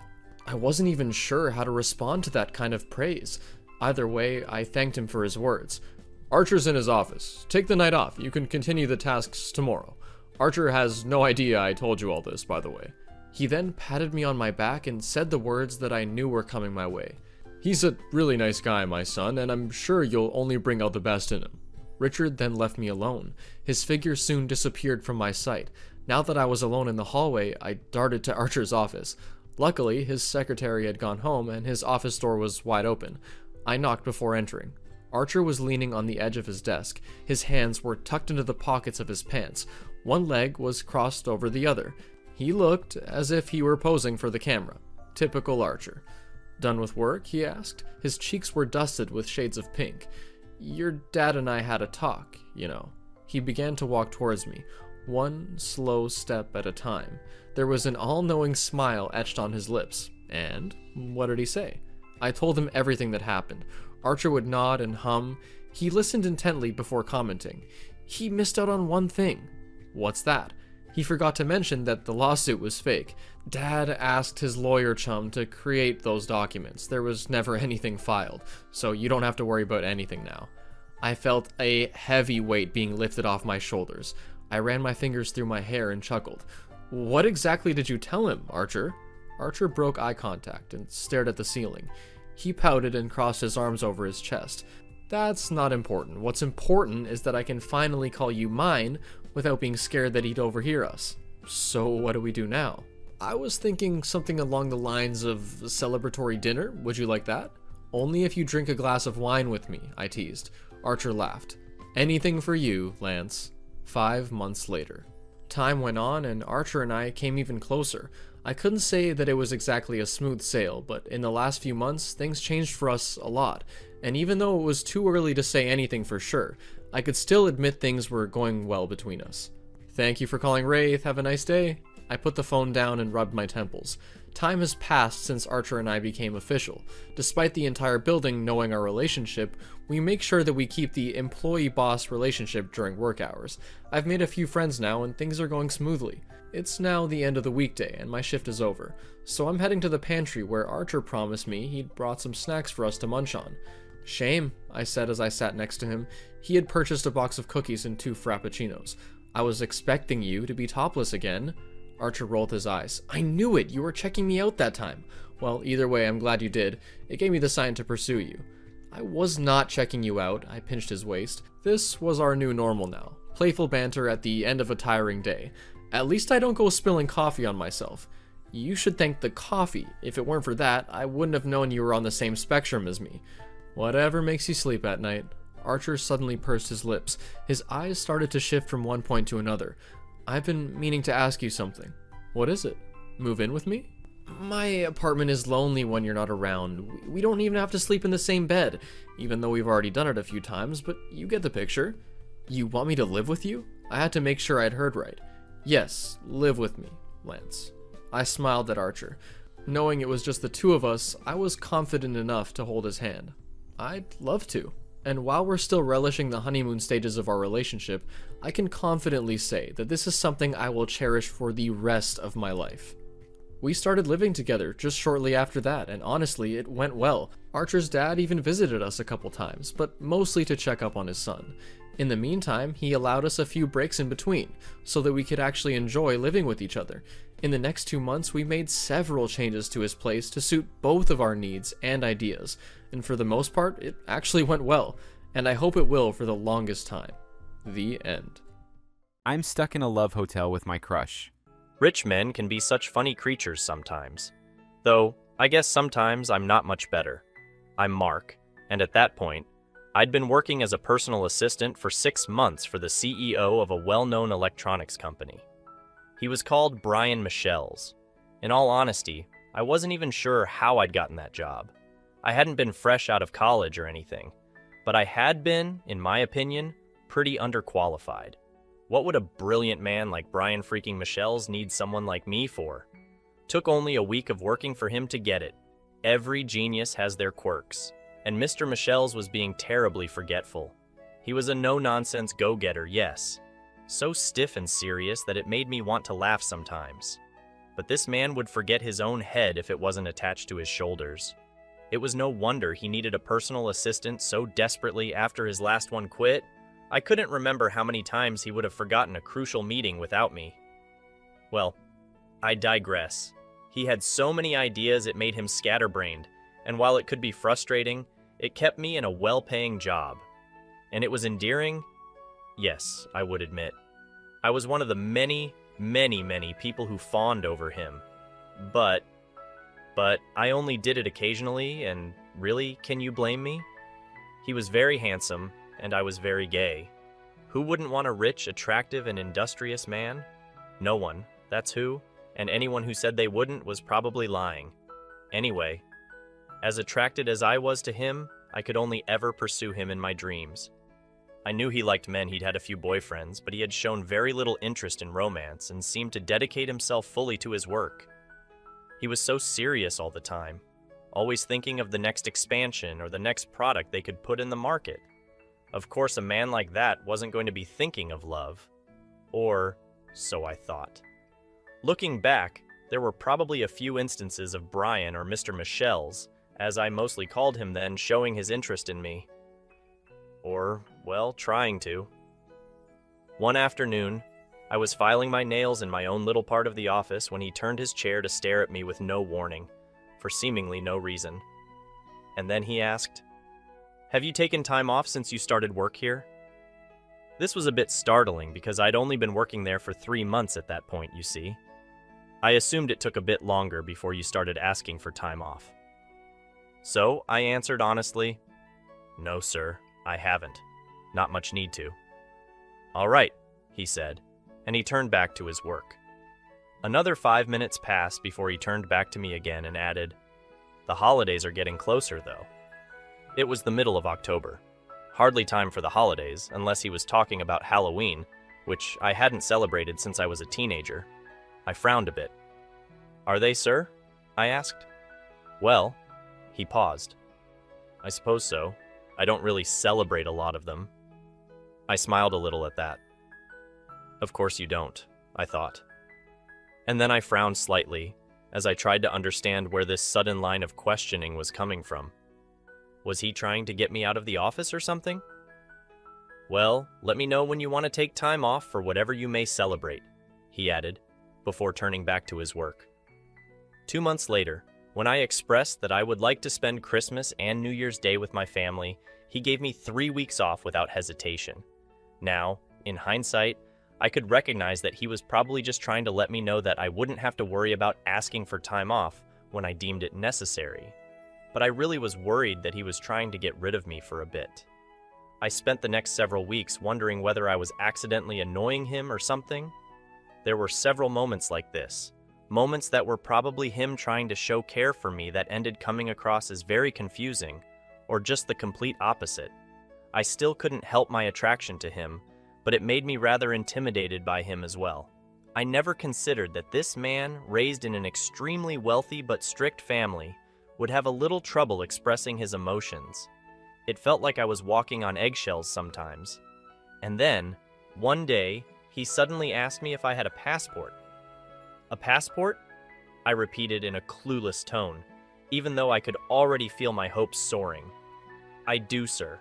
Why?" Mr. Michelle's nodded in approval. "Very good. I'll be taking a trip in a few weeks, and I would like you to accompany me." Milan. Italy. Yes, I thought. I finally get to reap one of the best benefits of working for a rich man. Traveling. Trying to stop myself from smiling, I asked calmly, "What's happening in Milan, sir?" He paused for a moment. "I have important business with someone that I need to take care of," he finally said. "A meeting?" I pressed. "A proposal," he responded, though he tone implied it was a bit more complicated than that. "You'll learn the details once we get there." "All right," I smiled. "Just let me know what our schedule is." And just like that, my first ever trip to Milan was a reality. I was so excited. I didn't for a moment shut up about it to my friends and family. I did have one concern though, and that was how I would manage to spend such an extended period of time with my boss. He had such an overwhelming and intense presence. I could more or less manage it during the day at work, but for a whole week?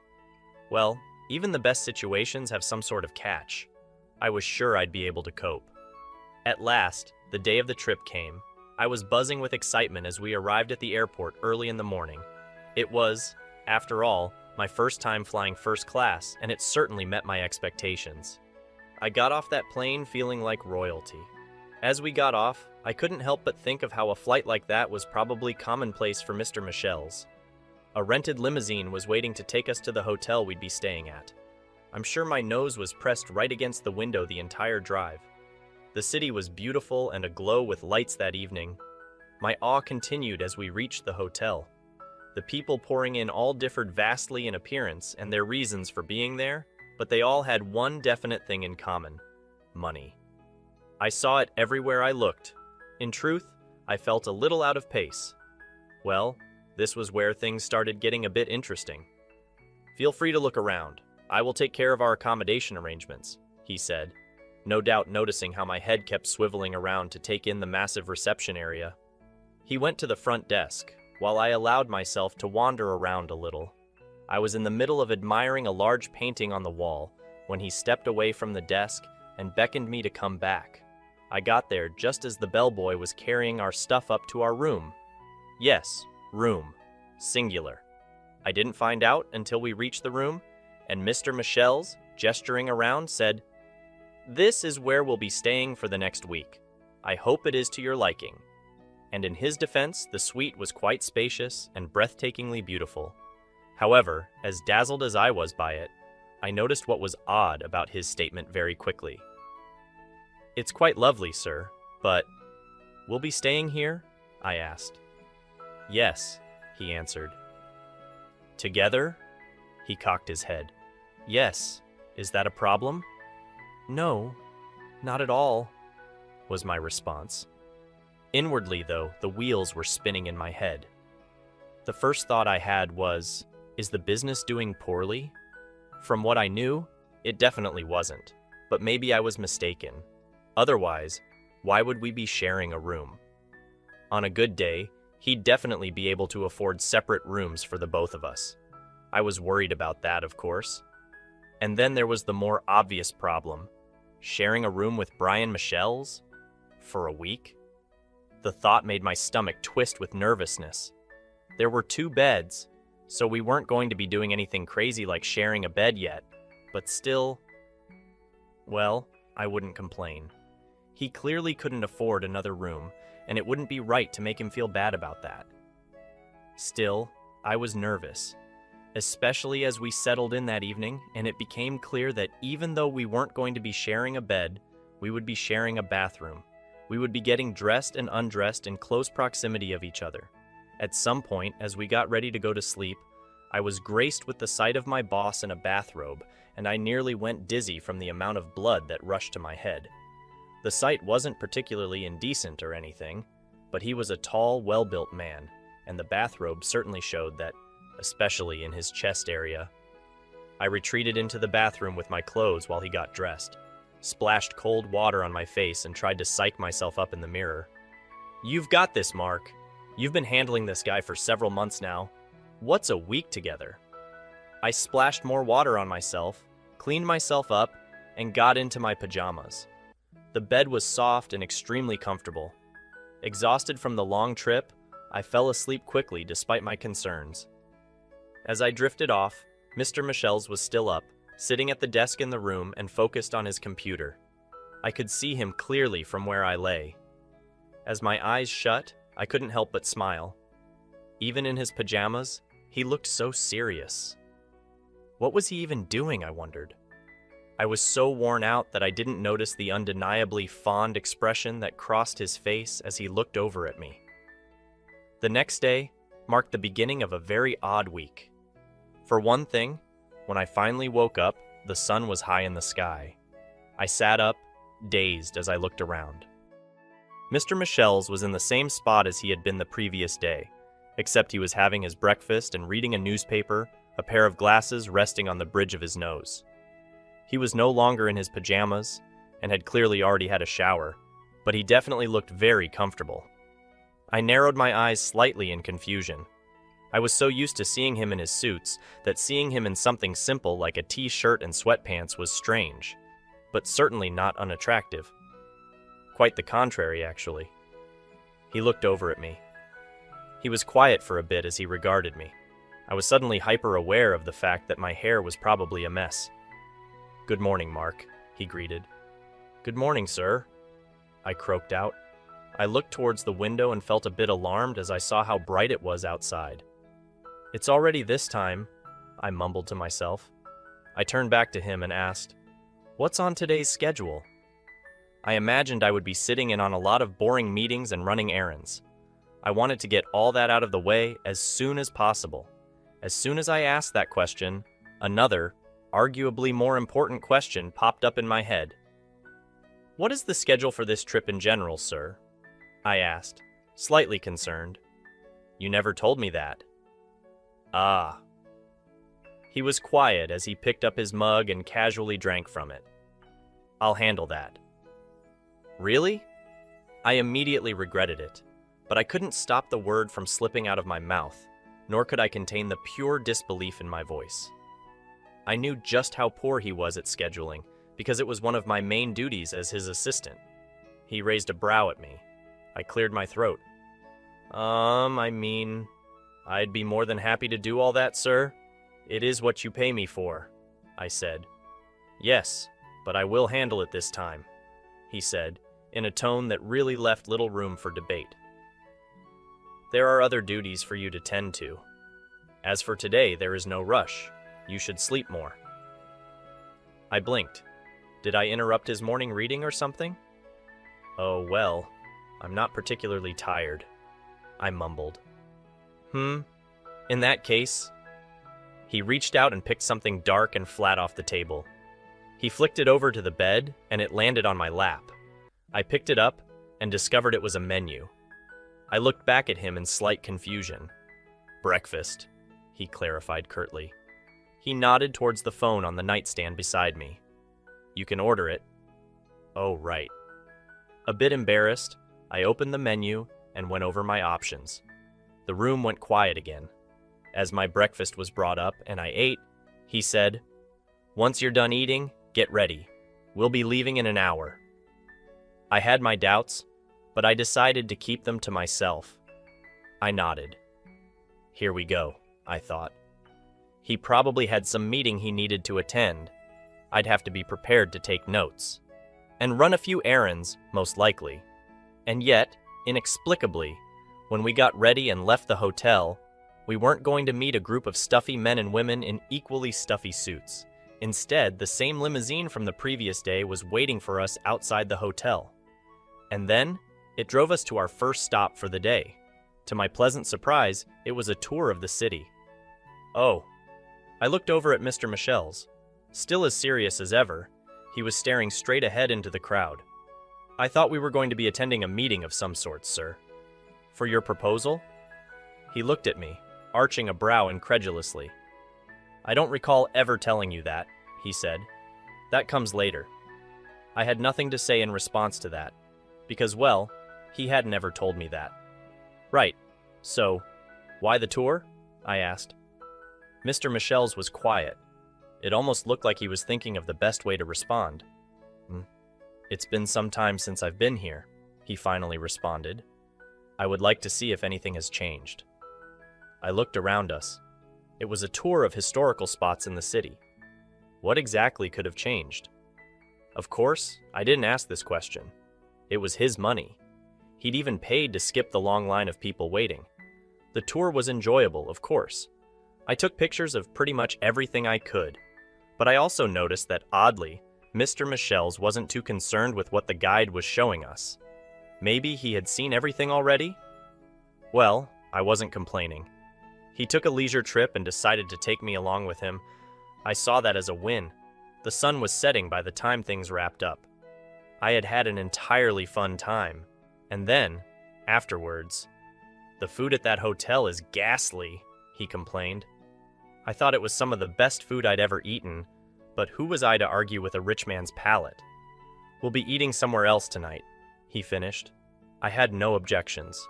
Well, not until we actually got to the restaurant and I felt nearly suffocated by the wealth on display. Brian was unfazed as we ate dinner in silence. I snuck a few glances at him. His face, while nearly perfect in every way, was practically unreadable, which was unfortunate, because despite his oddities, I really did want to know more about him. Was that a weird, slightly inappropriate thought for an employee to have about their boss? Maybe. Probably. But the heart wants what the heart wants, I guess. He glanced up at me just in time to catch me staring. Something wrong? He asked. I looked back at my meal. No, sir. I was just thinking about something. After dinner, we went back to the hotel. Still worried, I decided to bring up the conversation from that morning again. You know, sir, I really could handle the schedule. Seated on my bed, my eyes tracked him as he walked over to the big closet, opened up the side that contained his clothes, and proceeded to change. I was relieved when he stood behind the door to keep himself hidden. That is, until I started to see each article of his clothing being hung up against the door. Ignoring the imaginary striptease playing out in my head, I waited for his response. You don't trust my ability to handle this trip myself? He asked. Of course I do, sir, I said. A lie, of course. He seemed to see through because, in a somewhat rare moment, I heard him chuckle quietly. I was caught by surprise, even more so when he shut the closet door, now in more comfortable clothes again, and he still had a trace of a smile on his face. A somewhat sarcastic one, but still. Do you? He walked past me on his way to his bed, pausing to look down at me. I said I will handle it. I appreciate your concern, but if I forget an appointment, that would hardly be your problem, would it? I pursed my lips slightly. Well, you'd lose money, and you are my boss. In other words, your source of income? I pressed my lips together, slightly embarrassed, and not daring to say any more. Not because it was truly the reason I was worried, well, it was, partly. But I guessed, towards him, I had developed a sense of responsibility, concern, something like that, but I had no clue how to put it into words, so I didn't speak. Visibly amused, he went back to his bed and retired for the night. Thus, the first day ended. From the second day, more and more oddities began to pop up. Just like the previous day, we took another leisure trip. Shopping. I had no complaints, of course. I loved shopping, and a lot of the clothing stores we visited were so expensive that I could have never hoped to comfortably walk into one of them without the presence of someone stupidly wealthy. I was quite content with window shopping while he did. Well, actual shopping. But after he'd bought a few things from a few stores, he turned to me. I have gotten just about everything I need, he said, placing a hand on his shoulder and rolling his head slightly. Would you like to get anything? I laughed nervously. I can hardly afford anything here, sir. He was quiet for a bit. I don't pay you well enough? A genuine question in hindsight. One I misunderstood. Crap. I quickly tried to explain myself. Oh, that's not what I'm saying at all. It's just that... Never mind that, he interrupted, waving his hand dismissively. I'm well aware it's above your budget. Get something anyway. I will pay. Oh? I blinked in surprise. He was offering to pay? In fact, it felt more like he was insisting, but I felt it would be rude to refuse. The rest of the day was spent shopping for myself. I will admit, I might have gone overboard just a bit. I really love clothes, you see. But as we got back that night and I properly went through everything we had bought, I got a bit worried. I looked towards the bedroom, where Brian was already asleep. We'd been here for 2 days, and I still didn't understand the true purpose of this trip. What exactly was going on? I decided that I would ask him the next day and that I would make sure to get an answer, no matter what. The next morning, we were out on the town. Rather than an organized tour, he simply decided that he wanted to take a walk, which was all well and good, but I had to save him from getting pickpocketed twice. By the third time it nearly happened, I took him by the wrist and pulled him into a nearby empty alleyway. "What are you doing?" he asked, clearly confused. Ignoring his protests, I began to adjust his appearance. First, I pulled off the watch on his wrist. Then I reached up to his neck, taking off his visibly expensive silver chain. "There's little to be done about your clothes," I muttered as I stuffed his valuables in the bag I had around my waist. "But at least this way you aren't a walking target, sir. Where's your phone?" "In my pocket," he replied. I clicked my tongue. "That's no good. Give it to me. It'll be safer in my bag here. Anyone could just slip their hand into your pocket." I held out my hand and finally looked back at his face. He was staring at me, very quietly and very intensely. He was barely taller than me, but his presence suddenly felt near overwhelming. Why? Was he looking at me like that? Still holding my gaze, he slowly reached into his pocket and pulled out his phone. As he placed it in my waiting palm, his fingertips brushed against my skin. I felt like I'd just had all the air knocked right out of me. "Is that okay?" he finally asked, breaking the silence. Still staring. I finally managed to pull my eyes away from him and down at his phone, quickly putting it into my bag. "Yes, this is better," I answered, trying to keep my cool. "You've got to be careful on the streets, sir. I'm sure you could easily afford a new phone, but I'm sure even you would hate wasting money like that." Brian interrupted my nervous babbling. "Is there anything you want?" he asked suddenly. I looked up at him again. "Pardon?" "Anything you want to do. Or see," he clarified. "I will take you. Or we can go to the shopping complex again." My lips moved for a few seconds, unable to form proper words. "I mean, I don't really need anything. I found myself oddly flustered. I knew I was the one who had gotten us into this situation in the first place, but I was suddenly very aware of the type of space we were in. "I asked if you want anything, not if you need anything," he responded. To my embarrassment, I blushed. Remembering what I had told myself the previous day, I guessed now was as good of a time as any to ask. "Well, sir, there is something I want to know, actually," I managed to get out. He raised an eyebrow expectantly. "What exactly are we in Milan for, sir?" I asked. "Because it certainly doesn't seem like it's for any business-related purposes." He was quiet for several seconds before finally responding. "That is because it is not," he said, and I couldn't help but nod. Of course, I'd been right. That satisfaction was quickly replaced by a sense of worry. "Then, is this just a leisure trip for you?" I asked, hesitant. If that was what it was, then why even bring me along in the first place? Why share a room with me and buy me expensive things? My parents had taught me many things, and one of them was the fact that such things never came without some type of catch. "Not a leisure trip," he answered, and I could tell he was finally being honest, no longer avoiding the question. "I wish to improve our relationship." This was a sentence I had wanted to hear for ages at that point. After all, just the previous day, I had been thinking about how much I wanted to get to know him better. But something about this felt artificial. A thought popped into my head, and I felt a surge of apprehension.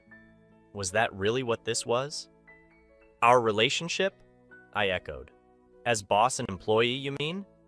He was quiet, but his lack of an answer gave me all the confirmation I needed. "Or, as more than that, you mean?" I continued. Stepping back, I couldn't stop the anger from seeping into my voice. "By flaunting your wealth in front of me like it's bait, and I'm some kind of brainless fish?" His expression shifted from neutral to slight confusion, brows furrowing. "How cheap do you think I am, sir?" My voice was quiet, but simmering with upset. "I don't understand what you mean," he said. "You've been enjoying yourself, haven't you? Because I thought you were just trying to be nice for a change, and I appreciated that. But if you think you can seduce me with money, you're sorely mistaken," I spat out. I reached into my bag, pulled his things out one by one, and placed them back in his hands. "If you really don't need me for anything, I will be going back to the hotel, sir. I'm quite tired," I said. He started to say something, but I ignored him as I walked back into the crowd. I couldn't believe it. I had admired this man, liked him even. His work ethic, the way he ran his company, his dedication and determination. Despite his flaws, I had genuinely believed that somewhere under that icy exterior was an okay guy. Had I been wrong? I got back to my room and sighed as I laid on the bed. I didn't know what to do. I was stuck in a foreign country with a man that, as far as I knew, had very unsavory ulterior motives. And to my dismay, he had been right behind me, as the door to our room opened just minutes after I got back. In walked Brian. A frown settled on his handsome features. I turned away from him to look at the wall. I heard him move around a bit. Then I heard him sit down on his bed. Silence. Then, Mark. Clenching my jaw, I ignored him. He could do his worst. Send me home? I didn't care. I wanted to go home anyway. Fire me? Big deal. I didn't want to work for him anymore. He'd be doing me a favor, frankly. I'm sorry, is what he said instead, much to my surprise. I turned to look at him. He was watching me, still frowning. What? I responded. It was not my intention to offend you. I just assumed you would.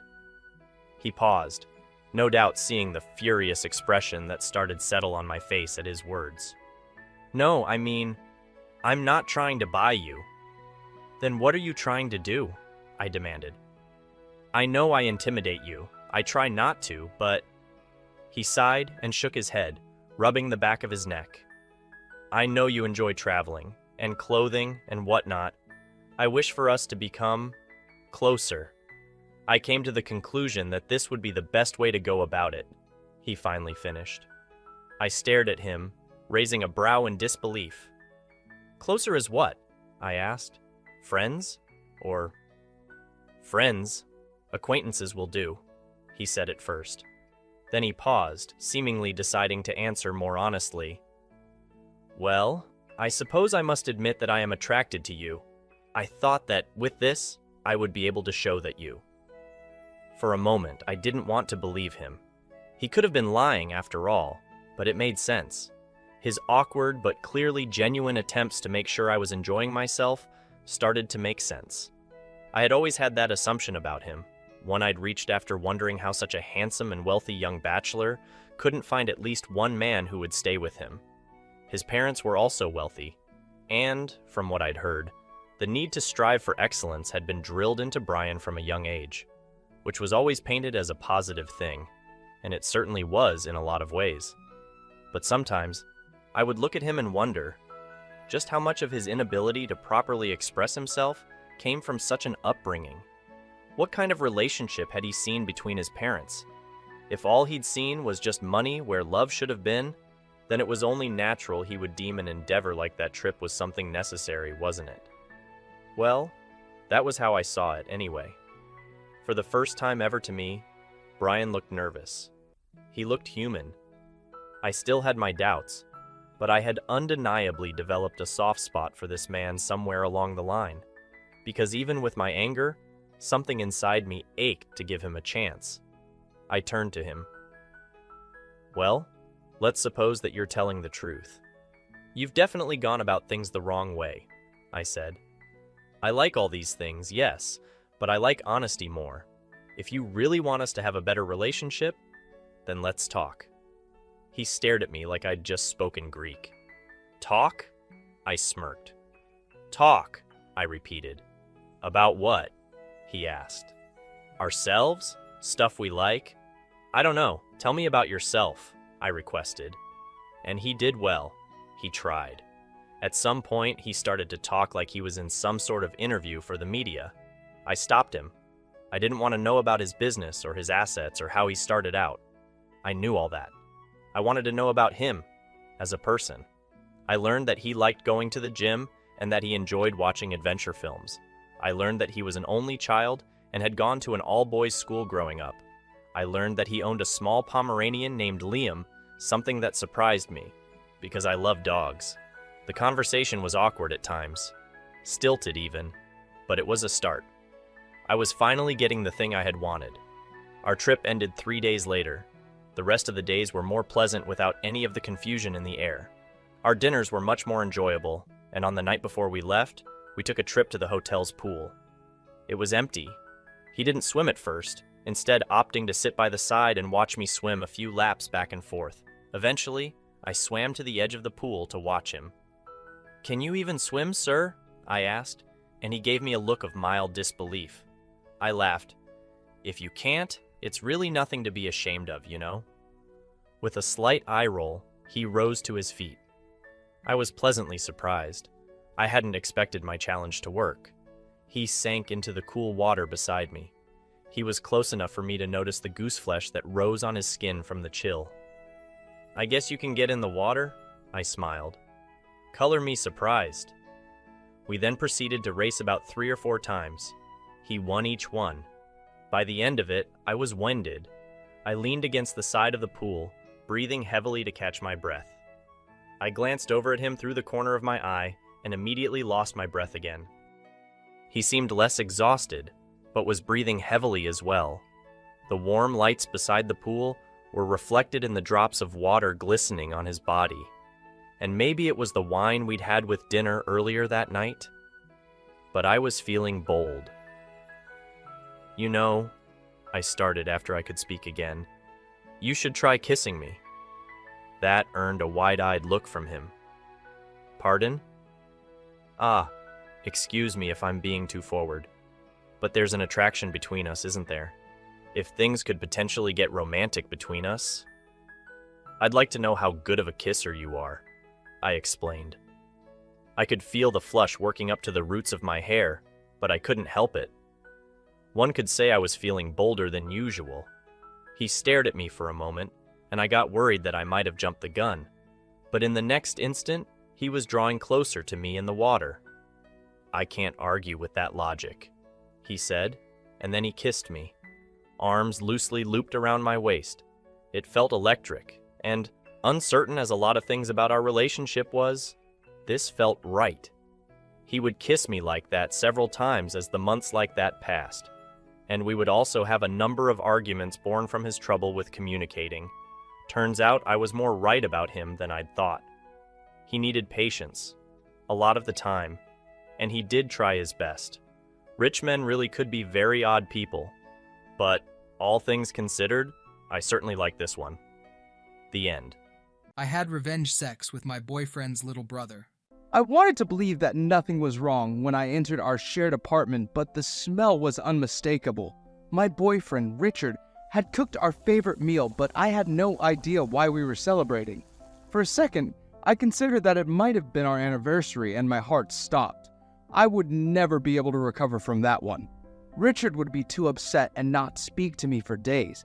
After checking the calendar on my phone, I let out a sigh of relief because I did not forget a birthday or anniversary. I tiptoed behind him and put my hands over his eyes. "We have been together for 4 years. Do you really think that I was not going to recognize your footsteps?" Richard teased in a sing-song voice. I chuckled as I let Richard go so that he could see me. I leaned in to kiss him, but he shook his head and pointed at the garlic. "I'm not afraid of a little garlic. You have not been home early in so long, and I just want to celebrate. I missed you so much." I leaned over and kissed his cheek before going to stand at the door. "I know, babe, but I really need to brush my teeth first. You must be wondering why I'm cooking today. It is because we are celebrating. I've just been promoted," Richard shared with me. I beamed as I told him. "Congratulations, I'm so proud of you for working so hard." I was so proud of him and already thinking of a gift to buy him. But then, I noticed something. Something was off, I could tell. "Where's your other cufflink?" I asked. Richard turned to look at me and replied in an easy tone, "I must have dropped it." I shook my head because that explanation was rubbish. One did not just drop a cufflink or change their phone password. One did not take a bath every single time they came from a meeting, whether it was in the morning or afternoon. No, something was up and I needed to get my answers. Richard's expression turned grim. "Why do you always have to ruin things? We are having dinner to celebrate my promotion. Our lives are changing for the better, and all you want to fixate on are my cufflinks?" He pressed his mouth into a very thin line. I felt myself get more upset by the second. Of course he was going to try and avoid my questions, make me look bad, and get away with this. "Who is he?" I asked him softly. Richard clenched his jaw and crossed his arms over his chest. I knew by that stance alone he didn't care anymore. "Oh, you want the truth? It was my boss, Amelia," he shouted. I was lucky that I had the door frame to support me because I was suddenly overcome by weakness. I could not believe that he had just admitted to cheating. In fact, I had no words for him. Only disgust, unadulterated disgust. Then just as quickly, Richard's stance changed. "Baby, I did it for us. It is no big deal. I do not love her like I love you. It was just so that I could get my promotion." And then he returned to that casual look and shrugged. I looked at him for a while and wondered if he was out of his mind. Cheating is cheating, no matter the reason. On top of that, you cheated with a woman?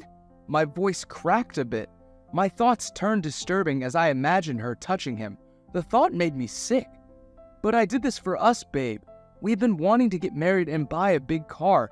We can only do that if I advance further in my career," he explained.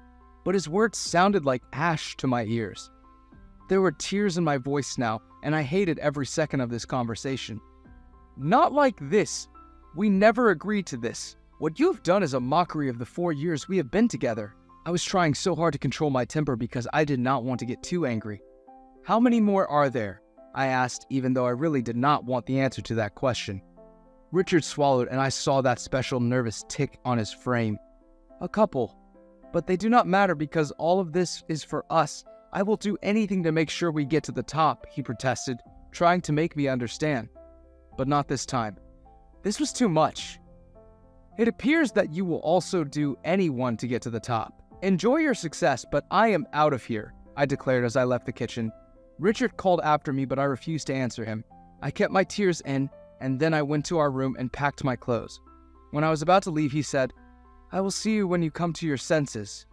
In your dreams, Richard. This was the last straw. The fact that you do not see the error of your ways is more than enough for me to leave. I am not going to stand for this. "So you would rather my brother William advance further in his career so that Dad can give him the company? I want to succeed so that I can treat you like the royalty you are," he whined, as if the entire thing wasn't getting through his thick head. "I have always told you that I prefer a simple life. This is not what I wanted. No, it is all you. Goodbye, Richard." I made my way out the door. That was how I left the man. I had been planning on getting married too. I took out the ring I bought that night at the motel. I was so glad that I never asked him to be my husband. It would have been a huge mistake. 2 weeks later. "A double whiskey on the rocks, please," I said to the bartender as soon as I sat down. "Gosh, are you trying to drown yourself in alcohol?" a familiar voice asked. I was confused. When I saw William, my ex's brother. "Hey, when did you get back in town?" I inquired curiously. "Some days ago. Are you okay? I heard you guys broke up." "What did he do?" William asked, and sat down beside me. A usual concerned look now appeared on his face. "What did he not do?" I rolled my eyes. I felt my mood worsen when I spoke about him. "I'm sorry to hear about it.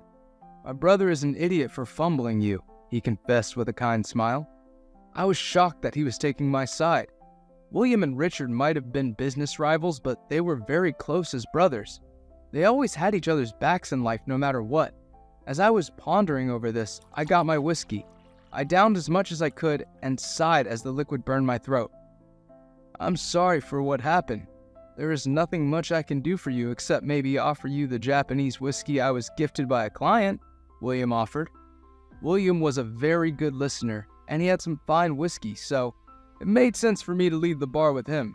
Before we got far, he bought us some food. He said that he had found that eating sweet food helped him when he was feeling down. I felt my heart warm when he said that. I was so close to crying because of his kindness, but I controlled myself. After eating, we went to his apartment. "It is cold. Make yourself at home on the couch while I get you a blanket," he said as he left the room. I complied and sat down. I'd been to his apartment many times before. It was not big, but it was much better than my bland motel room.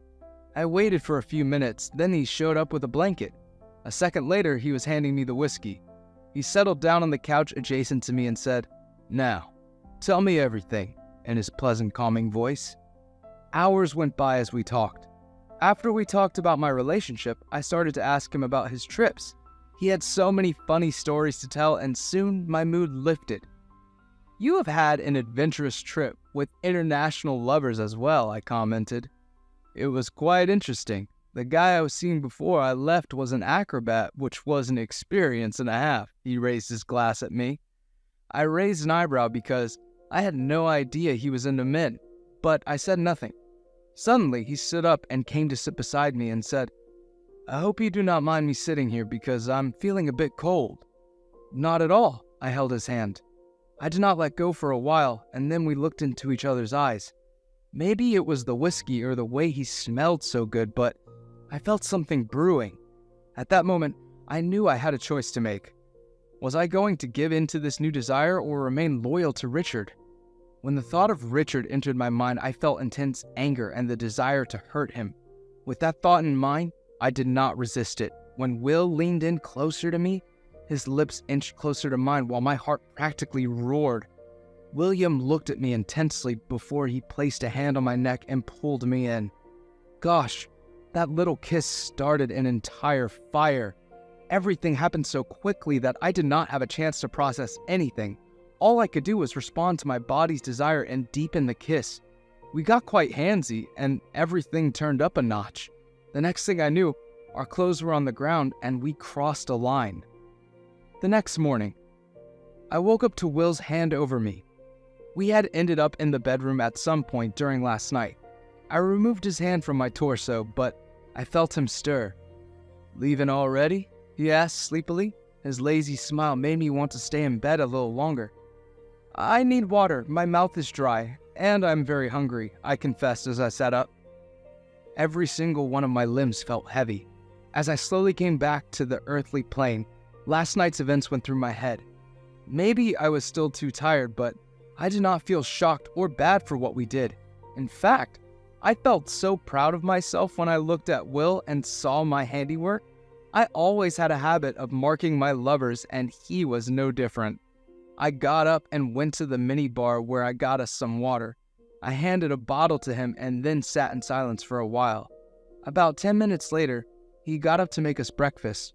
I managed to get some food down before I decided that I had to leave. "I do not want to intrude in on your space. I have to go back to my motel. Apartment hunting awaits me," I said. "Well, I have nothing to do today. I could help you look for a place. I have friends in real estate who could help you find what you're looking for. It's the least I can do to thank you for your company," he offered. "Sure, why not? I cannot refuse help," I agreed, surprising myself. William and I spent the day looking at apartments online and calling the agents. By the evening, we had managed to score a viewing. He was more than willing to come with me and view the place. Unlike his brother, he was more than generous in the way he helped me. The best part was that he did not complain about doing things. The viewing went well and I decided to take the place. The only problem was that it was only going to be ready in a month. This meant I had to stay at the motel for one more month. After signing the lease, I thanked him for his help. "I owe you. We should have a drink sometime. I have to go now," I smiled. I was a bit sad when I thought about going back to that sad and lonely place. "Could you sleep over tonight? It is already late. I was thinking of making dinner," he suggested. "I really do not want to impose," I protested. He shook his head and caressed my hand. This time there was no whiskey involved. The jolt I felt went through my body as memories of how he caressed my hair the previous night did not go unnoticed. Damn it, I need to control myself. I had a hard 2 weeks, and here he was offering to make it better.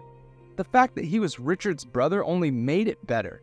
We were actively ignoring bringing Richard up. This was good. It would crush him if he ever found out that I was sleeping with Will. The thrill of it all influenced my decision, and I said yes. I went home with William. He let me take a shower while he made us dinner. When I came out of the shower, I saw that he had laid out clothes for me. They smelled just like him, which was oddly pleasurable. I got dressed and joined him in the living room. Upon sensing my entrance, he looked up at me and just stared. He did not say anything before looking down again so he could finish setting up the table. "What are you staring at?" I asked. "The way you look so much better in that t-shirt than I do. I hope you're a fan of pasta," he smiled at me. I chuckled as I went to join him. "I thought you preferred it when I had it off," I whispered as I passed him to sit in my seat. He froze and glared at me. I was confused as to why, but then I remembered what I had said. I was the first between us to acknowledge the fact that we slept together. In doing so, it appeared I had ruined the flow we had going on. After pausing for a moment, he went back to dishing up as I sat there awkwardly. After doing so, he sat across from me. We ate silently for a while until he stopped eating and stared at me. "What?" I asked. "I'm sorry about last night. I should have not taken advantage of you. You were drunk and heartbroken all because of my brother," he blurted out. I do not regret last night at all. I enjoyed it. You surprised me because I thought you were straight, I confessed. I thought I was, but recently I found that I enjoy being with men as well. It is a whole new experience. I enjoyed it, but you, my brother's ex, the same Richard who cheated on me with his boss because he wanted to get ahead of you in the challenge your father set for the two of you? I asked him. Well, you were right. He has not been fair. He's always been like this. Dad set us up in different places and told us that the first one to be managing that company would get his company. He has Richard a fair shot, even though if things were going according to tradition, I would get everything. Do I feel cheated? Yes. He raised his voice passionately. Yes. Besides, we are two grown adults. I caught the glint in his eye, and I knew tonight was going to be another night of passion. A week later.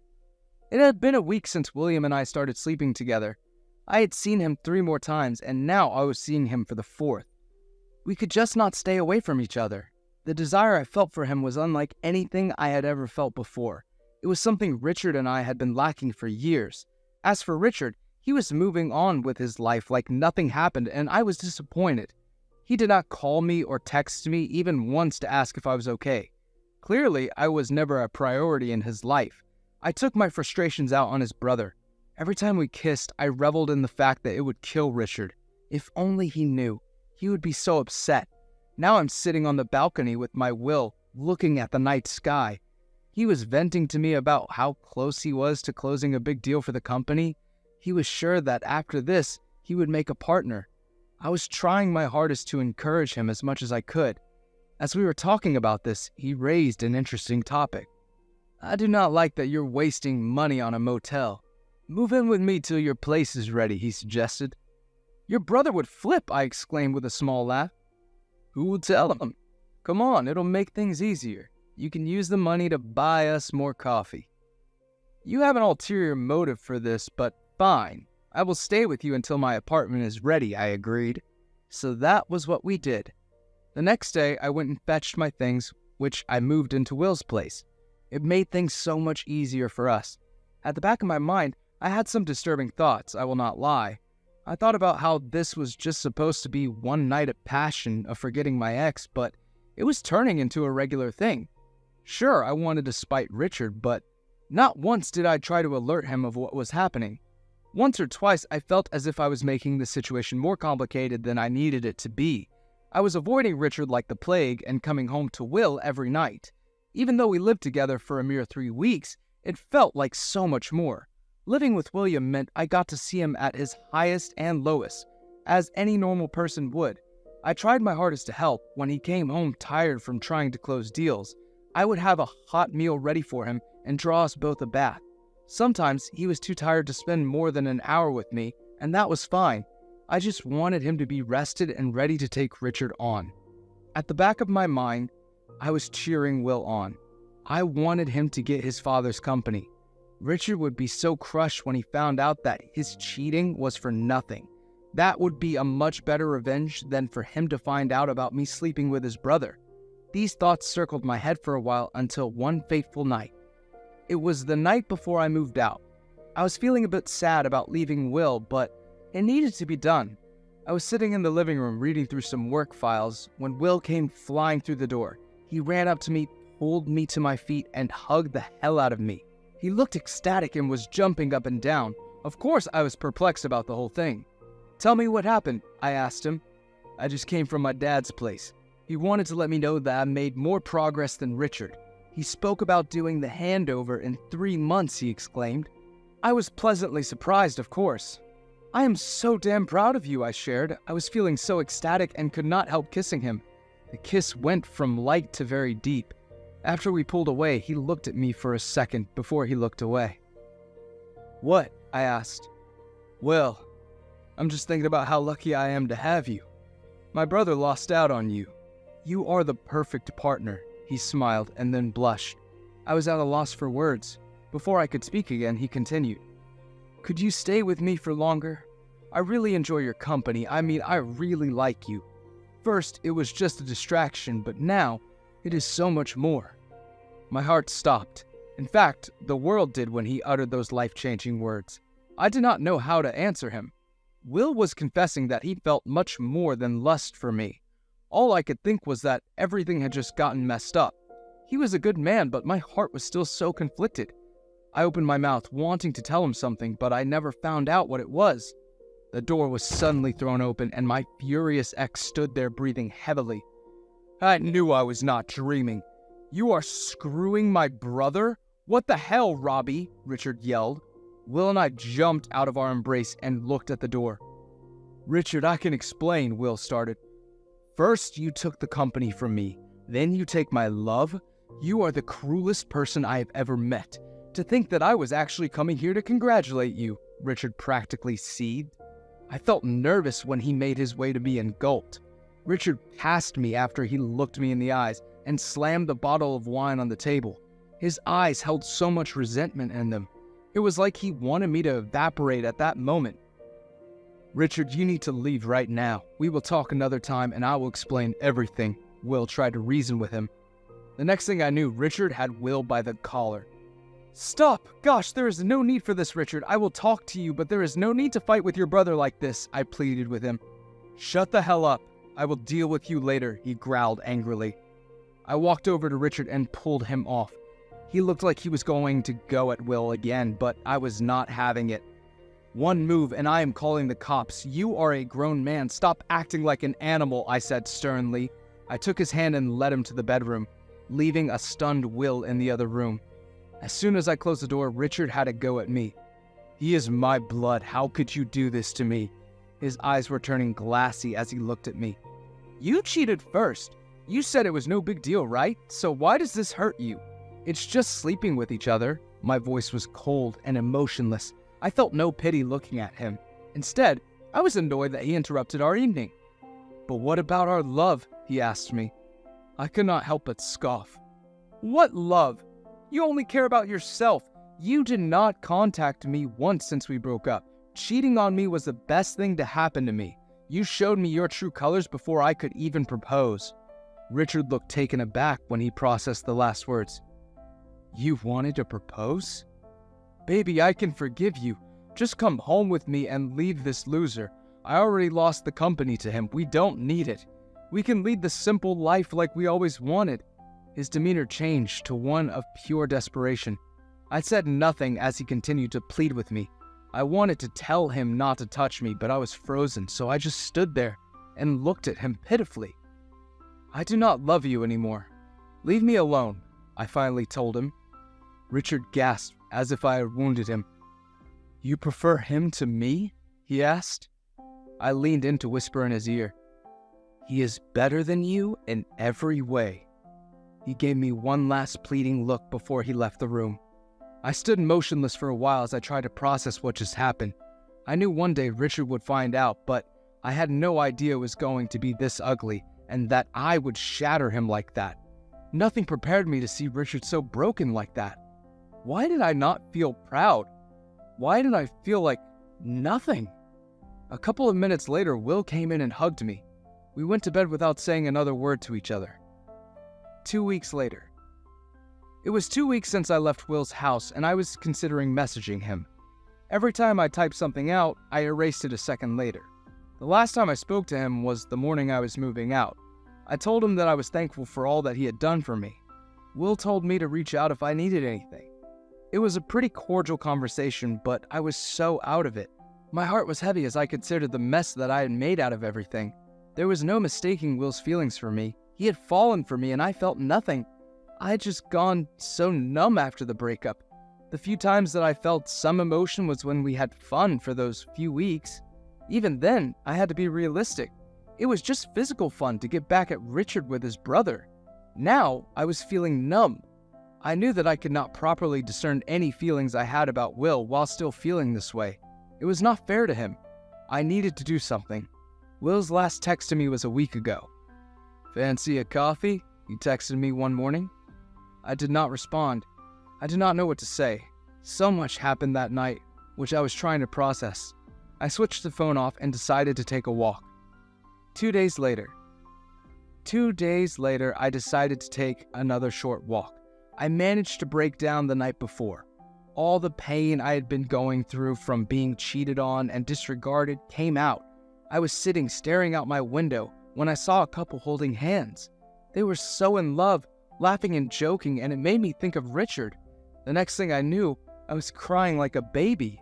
It was a long night. After all of it, I was extremely exhausted, but I felt much better. Now on this particular evening, I made my way to Will's house. My feet carried me there, and I found myself knocking on his door. Suddenly, I heard laughing from two people in there. The other laugh belonged to a woman. I realized what must have been going on, so I decided to walk away. However, someone opened the door before I could walk away. "Lucy?" I asked when I saw Will's cousin. Lucy narrowed her eyes, and then she pulled me in for a tight hug. "It is so good to see you. It has been ages. I wish we could catch up, but my cab is here."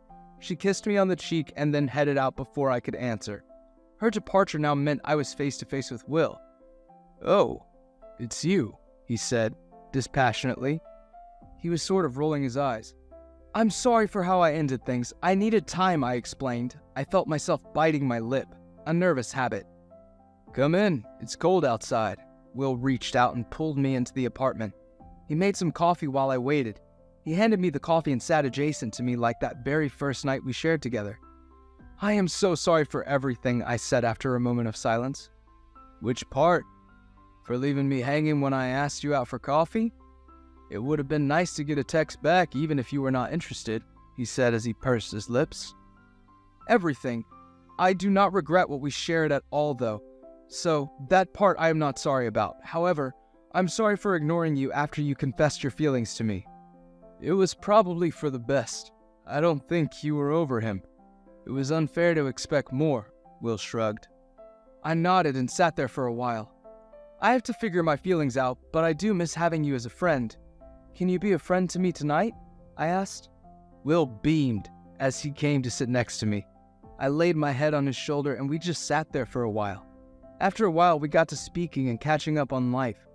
I left later that night feeling so much lighter than when I first came. I just knew that things were going to be okay, one way or another. They would be.